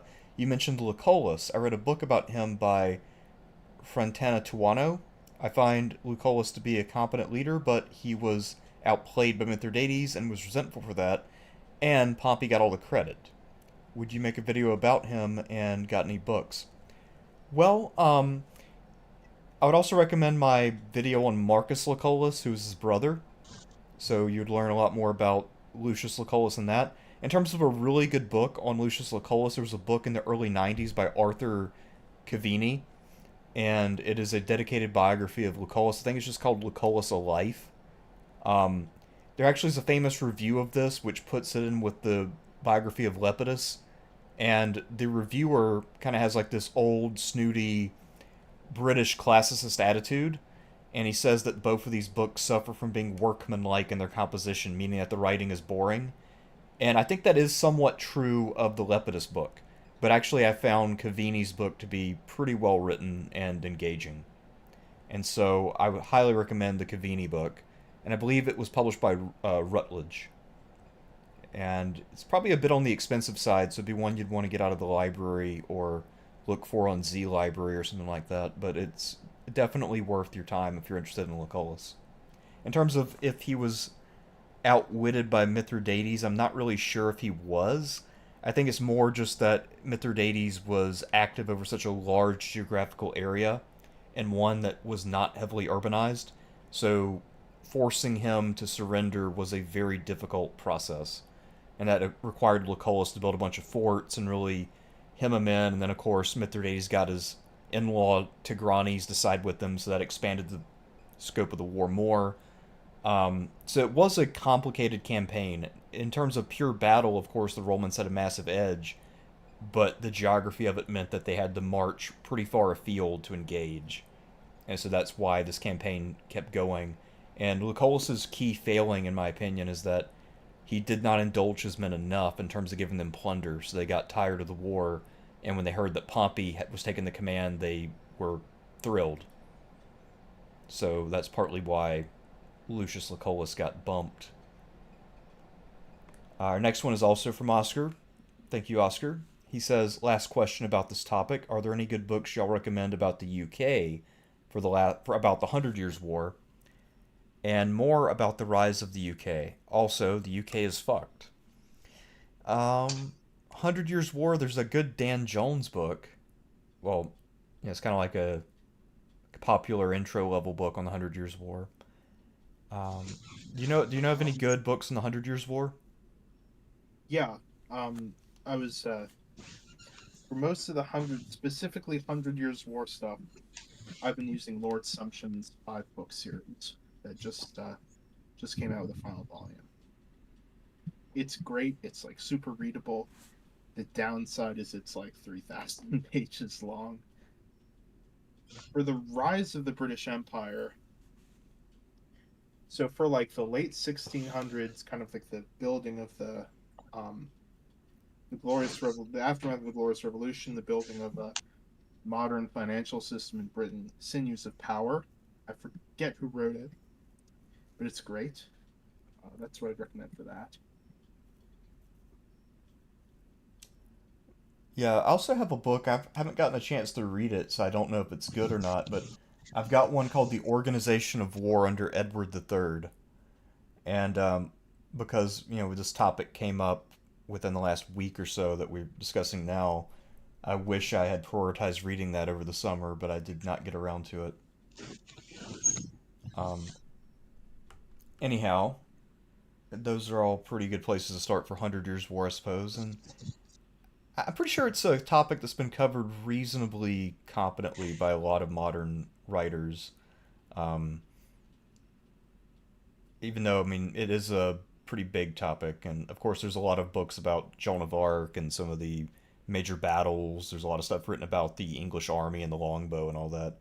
So it shouldn't be too hard to find good stuff if you're looking at that topic.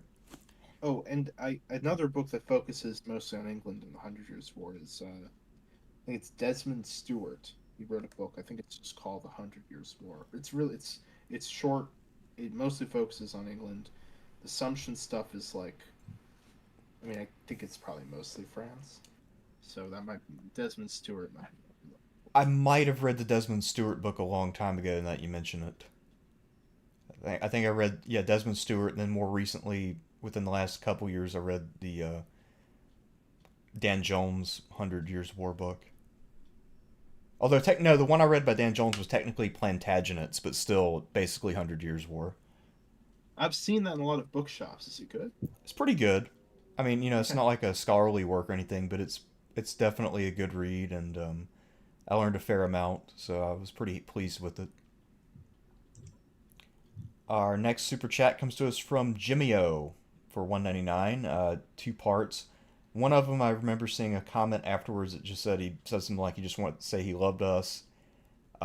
Second part though, He wanted to know, Sean, please tell us your experiences with um, AC agent, which I'm not sure what AC stands for in this context, but it's an abbreviation for I think something. that's academic.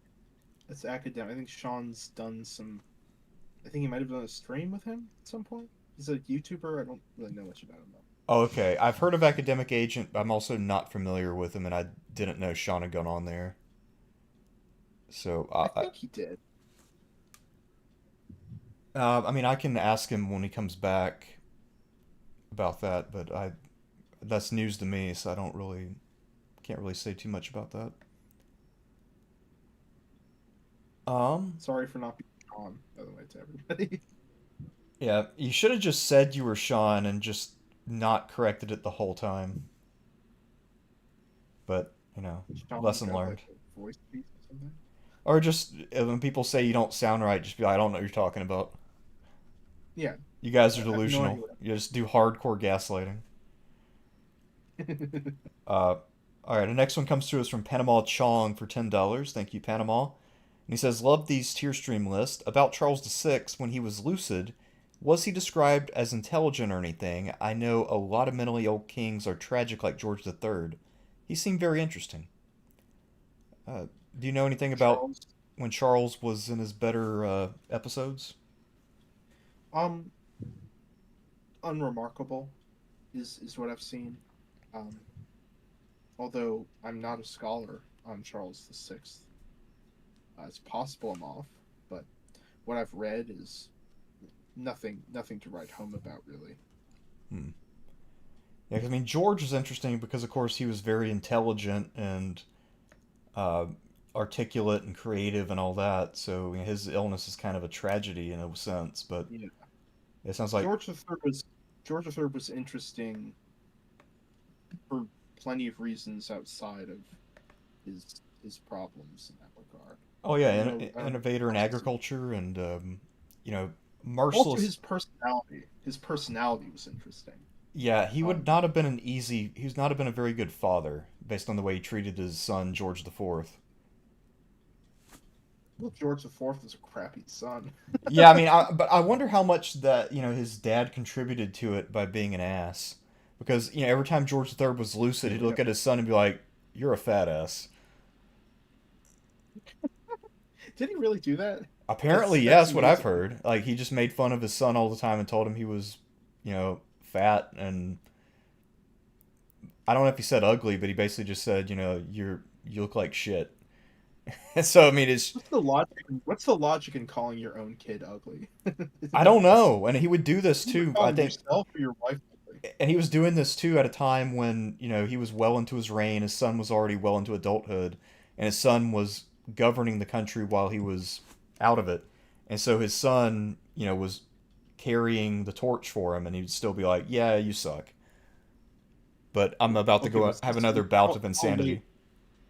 How late are we talking? Was this when he was actively insane, I mean, because or George just III had recently? episodes, so like he would have times where Yeah. he would be No, I'm talking confined. about like 1811 to 1820, like Oh when he yeah, was like he's still doing actively. that at this time. He's still harassing his son every time he becomes lucid.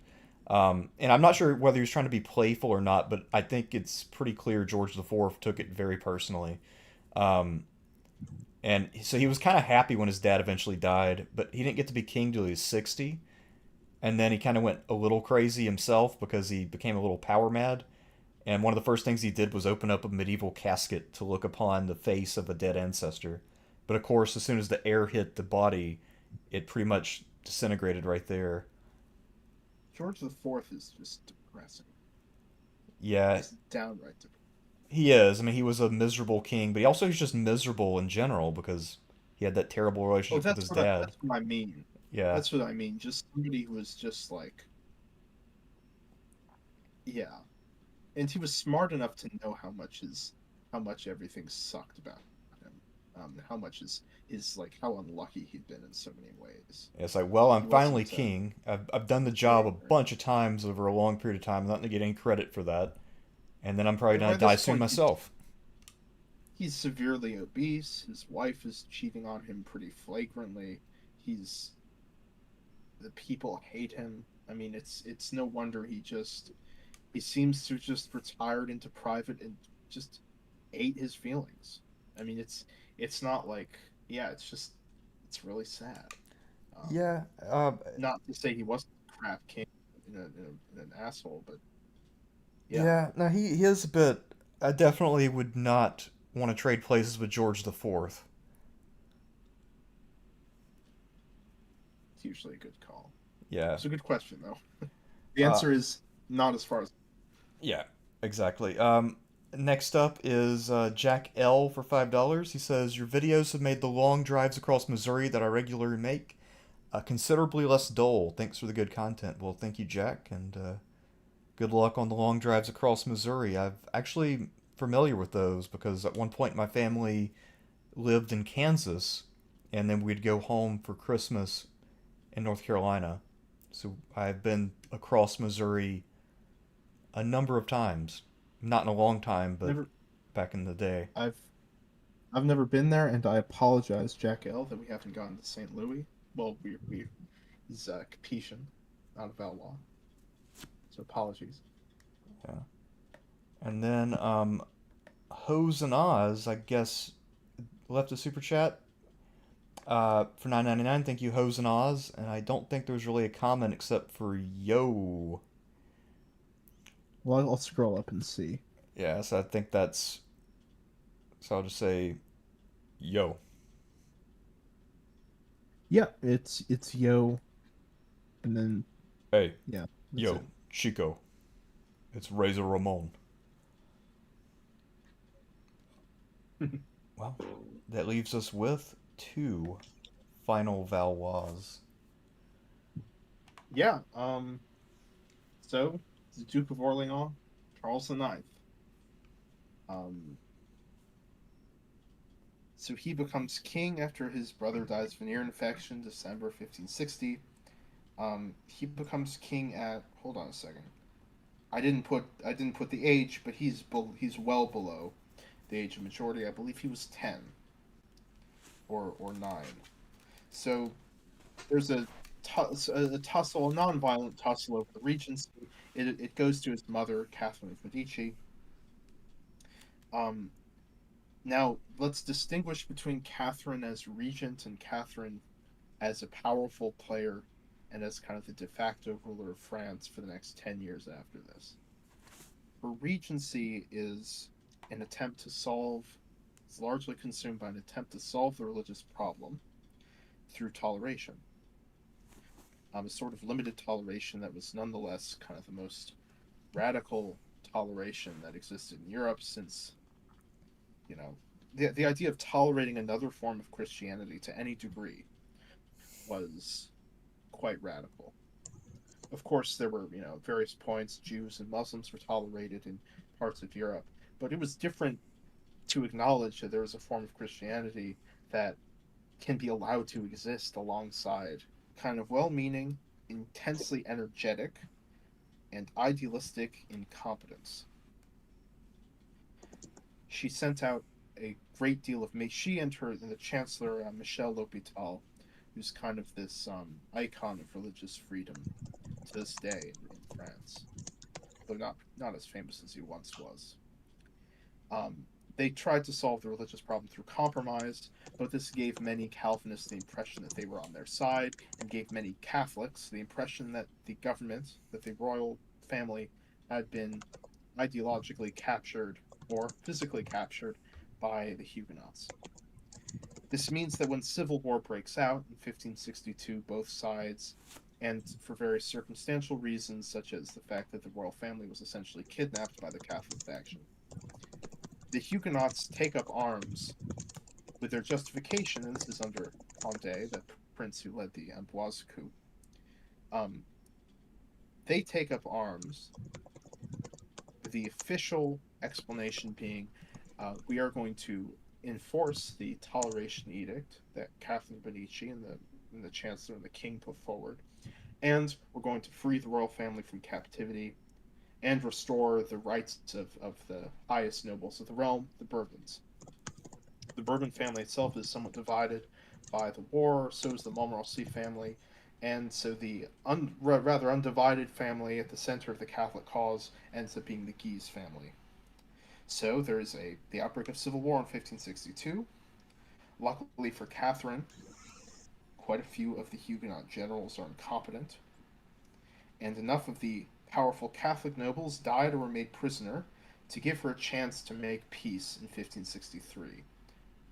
Now, 1562 is one of these incredibly interesting years because it could have been a disaster on the level of 1420 or 1940 or 1870. The English returned to France, having been sponsored by the Huguenots. There's mass foreign intervention, and about half the country comes under the power of the Huguenots, including most of the large cities, with the exception of Paris. There's a brutal civil war, and it comes extremely close to a general Huguenot victory. Probably the closest point in French history to an actual Huguenot takeover. Um,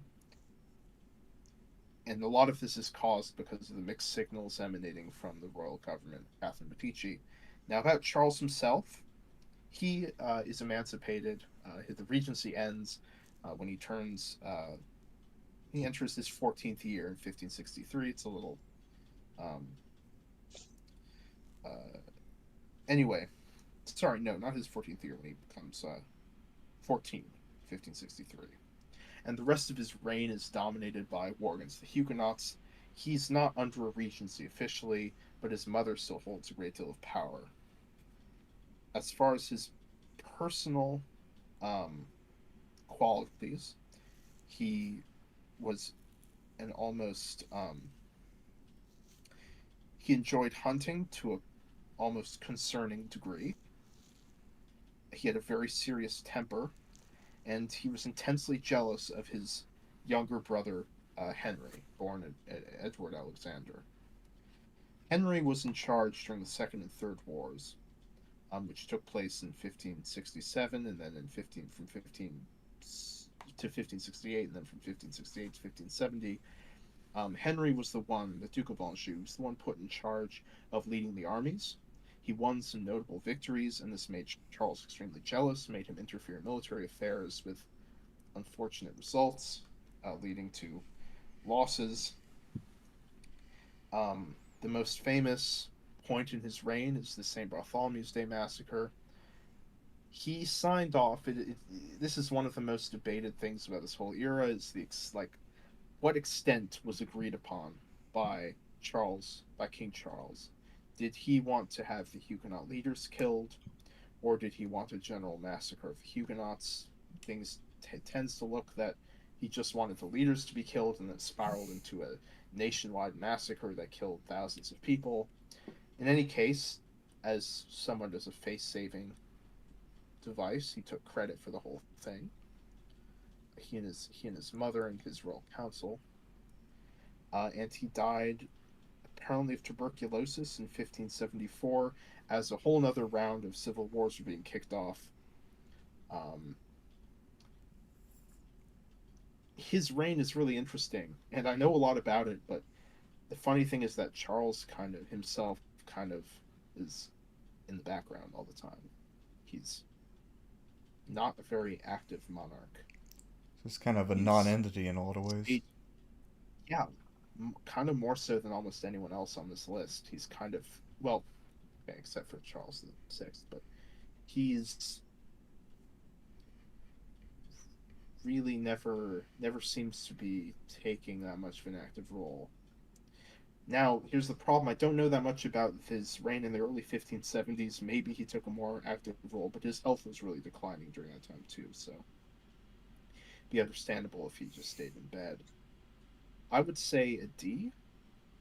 He was reigning in tumultuous times, but it's unclear to me if that would have been different.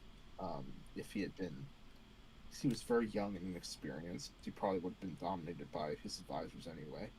But a truly exceptional individual would have risen above that and probably made something of his 14 years on the throne. So I'd say a D probably. Yeah, I'm inclined to agree. He really can't get a very good grade if he was so hands off and really almost irrelevant to his own reign, if that even makes sense. Yeah, thoughtful plug. I know you're tired, but what do you think? Yeah, uh, yeah, I'd say he has to be one of those unrankable types where, actually, no, I can't really say for sure with this. I'm kind of out of it at the moment, just barely remember how to spiel, but from the fact is, like, by the end, he's already an adult. So a lot of what goes down with the St. Bartholomew's Day massacre and all that, he has some responsibility on that to some degree, or at least in preventing it. He has some power. You know, like it's not just he's just a kid at the time, where under a regency of psychopaths by that point. So he has some responsibility for that, and yeah, I think I'll just go with whatever you guys agree with. It's just, bruh. I mean, I'd go with a D for him Yeah, I agree. personally. I think a D is a good fit for him. That sounded oddly sexual, but anyway. Um, Well, looking at his those portrait, would he be is precisely the nature actually. of the rumors surrounding our next king. Yeah. Also, it's Um, interesting if you compare him with his older brother, Charles. I mean, with his older brother, it actually they look so much alike that it looks like the kid version and the young adult version. exactly. Yeah. Yeah, it's crazy how much they He look alike. he he did. Yeah. Um, he did get something of a beard later on. So And now we so get props for that. yet another brother of these two men. Yeah. Um, Henry, Duke of Anjou, King of Poland, Grand Duke of Lithuania. Um, so he was in Krakow when he received news his brother died. So I've gone over already. He was a military commander. He was relatively successful, although he had some excellent advisors who, at points, ran the army themselves. He won some tremendous victories. Jarnac, Moncontour, well, Moncontour especially. But he's king of Poland when he receives news that his brother is dead. He doesn't like being king of Poland. Everyone's speaking Latin. They have, you know, long beards. He doesn't know what's going on. They're trying to get him to marry a 40-year-old woman, which, ironically, so is his mother, just a different one. So, in the middle of the night, he and his retinue simply uh, flee. They get on their horses, they race out of Krakow, they hit the Holy Roman border, travel through Italy, and return to France, which is now mired in civil war for the fourth time. Now, Henry is an incredibly interesting person and is, to me, the most interesting of all of these rulers because he had some very positive qualities. He was highly intelligent. He could at times be extremely charismatic. He was physically brave. The problem is that during his reign, Catholics are becoming increasingly afraid of two things. First, what they perceive as royal incompetence and a general lack of willingness to crush the Huguenots, to put in the final effort that they imagine it would take to crush the Huguenots. Of course, they're reluctant to give the crown the money they need for that. And the second looming threat is that none of the children of Henry II, um, which after Charles IX's death, that's just Henry III and his brother Francois, the Duke of Alençon, they don't have kids. They don't have legitimate male heirs. And next in line is the leader of the Huguenots, Henry de Bourbon. And the Valois are very reluctant to change the laws of succession. They understand that if you make some sort of exception here, if you try and bypass Henry, who is by any legal standard the next is the heir to the throne, that that sets a certain precedent. It gives far too much power to those who are pressuring them to do so. So these two threats loom over all of Henry III's reign, and throughout the entirety of his reign, with a few exceptions, there is civil war. About half the country, maybe a third of it, is outside at any given point of his actual power. Now, it doesn't help that he has some personal quirks. He's intensely religious, an intensely religious Catholic. The problem with that being his religiosity is extremely physical. He very prominently engages in fasting, flagellation, uh, ostentatious pilgrimages in rags through rain. One of these kills the Cardinal of Lorraine, by the way, who heads along and dies of a cold. And a practice he would take up later in his reign of fleeing into the woods, essentially the woods of Vincennes, and pretending to be a monk. And this contributed to rumors of homosexuality. So you're a classicist, Thersites, and you've Right. probably heard the phrase um, Roman or Greek attitudes toward homosexuality were complicated.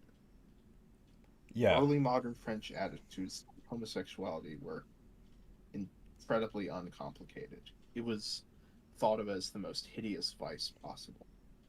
They were, you know, and so these rumors, which came to be seemingly believed by most of France, and don't have any actual evidence. Well, the evidence we have is that he was deeply in love with his wife. He had affairs with women. But these rumors were fueled by his ostentatious, very physical religiosity, the pomposity and extreme extravagance of his court, and by the fact that he was an intensely private person. Um, and I mentioned earlier, I think back when we were talking about Philip VI, who had the same problem. Um, Privacy was seen as very suspicious. And Henry III established this kind of wall of court etiquette that would later be fashioned into something more concrete by Louis XIV, um, that really put a separation between himself and his people.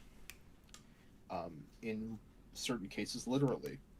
So people would flock into the palace to watch the king eat. Traditionally, Henry III didn't like hordes of people watching him at dinner.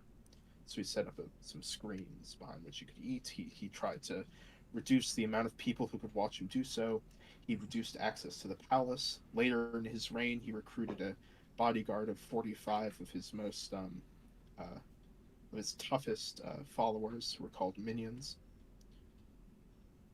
Um, and another thing contributing to his unpopularity and kind of this aura of inevitable decline that surrounded him was he was plagued by serious health issues. He had tubercular abscesses all over his body, including one in his ear that a few years into his reign burst and left him partially deaf for the rest of his life. Man. Um, yeah, so um, it's kind of like if God spilled a person. Um, Actually, it's more Charles V. But um, the real crisis later in his reign is that he's being overshadowed in popularity by the Duke of Guise, who is a whose family traces descent from Charlemagne. He is reluctant to delegitimize him, not delegitimize, but kind of depose and uh, do away with Henri de Bourbon, also the King of Navarre. And eventually, he is chased from Paris by a revolutionary mob, uh, egged on by the Duke of Guise. He holds an estates general to try to address their grievances. They don't give him much ground, and so he decides to have the Duke of Guise lured into his apartment and assassinated. Um, this is one of those interesting assassinations. It's a lot like the one, like Caesar's assassination, where apparently he received all sorts of uh, warnings. But the Duke of Guise didn't listen to them, wanders into the king's apartment, doesn't wander, sorry, just summoned there. He gets pounced upon by the bodyguards and stabbed to death. Um, and now, with an army led by the late Duke of Guise's supporters, the League, the Catholic League, bearing down on him from the north and east, and a Huguenot army marching north from the west, he's caught in the middle. And so he decides to align himself with Henry of Navarre. The two cousins meet, uh, they join forces, and they march against Paris. By this point, the preachers of Paris are denouncing him as an antichrist, as a new Eglon, a new, uh, um, a new Goliath. In some cases, a new Herod. He and Henry of Navarre win a series of victories outside of Paris. They besiege the city. A Parisian monk, Jacques Clément, sneaks into the royal siege camp, ostensibly to deliver a secret message to the king, and stabs him to death. He was 37, and he is the final Valois monarch. He died one day after being stabbed in August 1589, passing the crown to the Huguenot Henry of Navarre, the first Bourbon king. So, if you have any questions, by the way, about that, I really skimmed over a ton of stuff there, but um, that's the reign of Henry III. Hmm. Yeah, he's a fascinating guy. I guess, how did they get from he's private and ostentatiously religious to the cause of this must be that this man is gay? An intense rumor mill, and I also mentioned he was surrounded by this group of odious, intensely violent, and flamboyant courtiers who were known as the minions. Ah, And rumors about them developed into rumors about him. I think the rumors about them, some of those are possibly true, and so developed into he has some homosexuals in his entourage, to the king himself as a homosexual, and the reason he flagellates himself, the reason he walks on his knees to shrines, the reason he flees into the woods to pray, are because he's deeply concerned about the state of his soul due to his sexual activities. okay, so that's the That connection. was how the rumor mill. That's kind of how the rumor mill turned I get it. Okay. regarding. Yeah, that's still not exactly the strongest evidence, but okay, at least I People understand. believed it. Yeah, I I mean, mean, it yeah. used in yeah. I mean, I guess for the time that would be a very specific allegation. Yes, a very specific one and an incredibly damning one. And for people who were suffering through civil war, intensely hard times, um, many of them, all I mean, Henry III was already unpopular. Um, with these rumors, he becomes possibly the most unpopular king in all of French history, um, in the time he lived. Right. Uh, that being said, he had a lot of positive qualities that may have made him a very good king if the times had been better.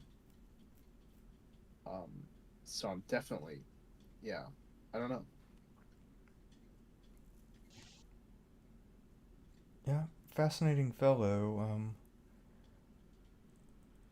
I don't know if he really had the potential to be that good of a king unless he had turned out to be another universal spider type. That's more what I mean. Yeah. Um, he was he was very okay, but the difference between him and Louis XI is that, unlike Louis XI, he was intensely interested in intellectual movements. He was interested in art, not as interested as some of the other kings, but um, he wasn't this like deeply practical individual. He was way too extravagant for a king of a country ravaged by civil war. That's really my main knock against him, and some of his dramatic decision to assassinate the Duke of Guise was foolish. Um, but because he had some, excuse me, some positive qualities, because he was a good soldier, because he was in charge during his reign, um, and because he, genuinely tries to defend the interests of his dynasty, an F seems too bad. I feel like that's reserved for another level. I don't know. Yeah, he definitely doesn't strike me as an F. He's a little bit too I talented for that. in my notes I have a D, which I'm now kind of, I don't know, maybe that's a bit too high. I guess I'm taking into account the fact that so many of the problems he was dealing with were the result of disastrous events during the reign of his brother, Charles the Ninth. Yeah, that said too, I feel like most of his best work was done before he became king. I mean, it sounds like he was far better as the Duke of Anjou with an army than he was on the throne. Yeah, that's by the way, that's a controversial opinion. Um, there are some who attribute his victories entirely to his, especially to the Marshal de Thévin and the Duke of Nemours. I I would say he was Henry III was very much in line with kind of the standards of military command at the time, which is you set up the disposition for the battle and then you ride directly into the middle of it. A lot like, I mean, it's the same model as someone like Alexander the Great or Julius Caesar. Um, there are Yeah, only a few people who deviate from, yeah, really. and I that's guess very much what Henry did. yeah. Sometimes in Roman battles, they would have someone coordinating the rear while the commander usually was on the front. But I mean, yeah, for the most part, the use of the reserve and additional orders wasn't a big part of battle until a little after this. And most of these battles were pretty fast and furious, so there wasn't really a lot of need for somebody to be issuing extra orders. No, they were generally short, and as with all pre-modern battles, with a vast majority of the casualties being inflicted after the serious fighting was done on fugitives. Yeah, usually you would Um, survive the battle if you were on the winning side. All the casualties happen when the rout occurs. So it's a pretty good yeah, incentive to fight bravely. the big exception to this is Dreux. It's a hard battle to pronounce. It was the first really big battle of the Wars of Religion, where it was a genuine slugfest that cost both sides tremendously, and was almost seemed like a draw until it became apparent that the Catholics had won. Um, but that's when Henry the Third was a little kid. Um, yeah, so I mean, what do you?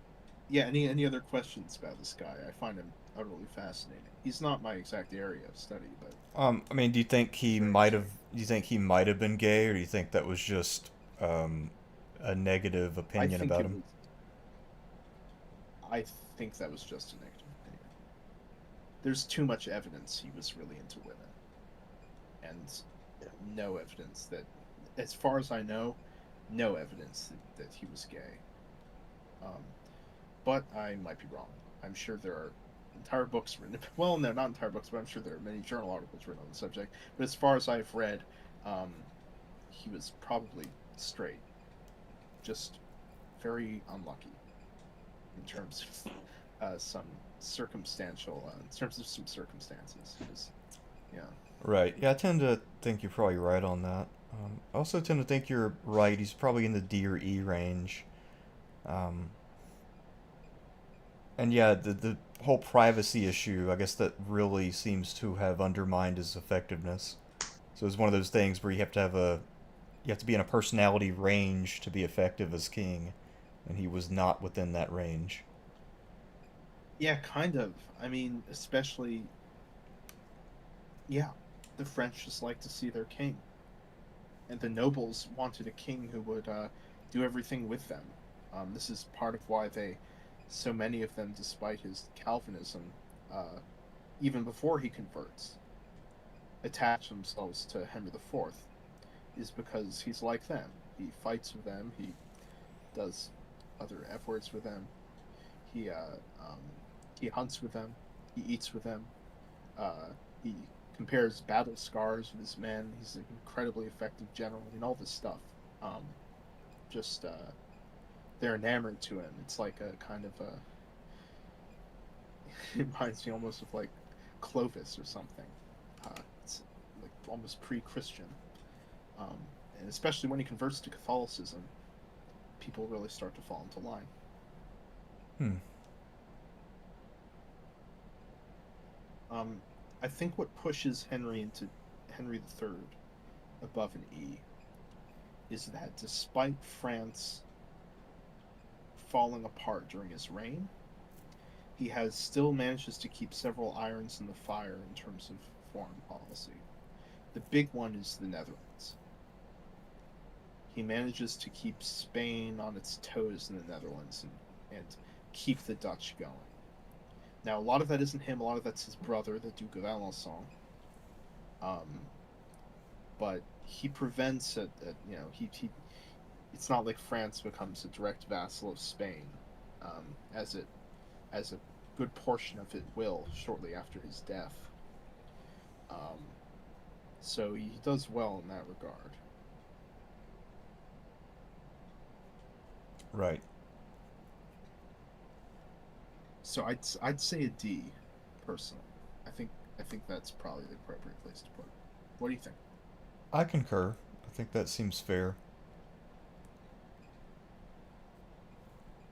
I concur. Yeah, someone who was largely unsuited to the job but still had some talent that he couldn't quite put the best use because he really did not have the right personality for the time period. Yeah. And the first king of France to be assassinated since one of the Merovingians. And his successor will be the last ever king of France to be assassinated. Not violently killed, but assassinated. Wow. The fact that he wasn't actually ever overthrown by the Duke of Guise speaks more to the bizarre stability of the French monarchy than it does to his personal qualities, I think. So I think a D is no higher, certainly. Yeah. Interesting. All right, well, that is all the French Valois dynasty. So, thank you, Ben and Luke, for joining me this evening. I guess Yeah, we can thank you. I had a start great time. wrapping it up. Yeah, you You're can come welcome. back anytime. Thanks. We'll do the bourbons one day. Yeah, we'll talk about the bourbons, and for that one, I'll make sure to have bourbon while we're doing it. Uh, Yeah, maybe I'll get my hand on some. yeah. So, anyway, thank you for coming on. Do you have any social media or anything you'd like to share? I have a YouTube channel. I might be replying to a couple comments here. It doesn't really have anything on it right now, but I might be uploading a couple videos soon, and that's a heavy might, so Okay. you can subscribe to me there. All right. Well, if I see you in the comments, I can pin your channel. Perfect. Maybe I'll do the timestamps. Okay. All right. Yeah, we can do that. Yeah, one of at least one person will have done timestamps. Yeah. Maybe more. We'll see. All right. Well, thank you both, and everyone, thank you for joining. So, the Valois are gone, and in the future, we'll have to talk about a different dynasty of France. So, All right. Thank you so much, and good luck on the book, Lucas. Yeah. all right. Whoa, wrong click. There we go. All right, we are officially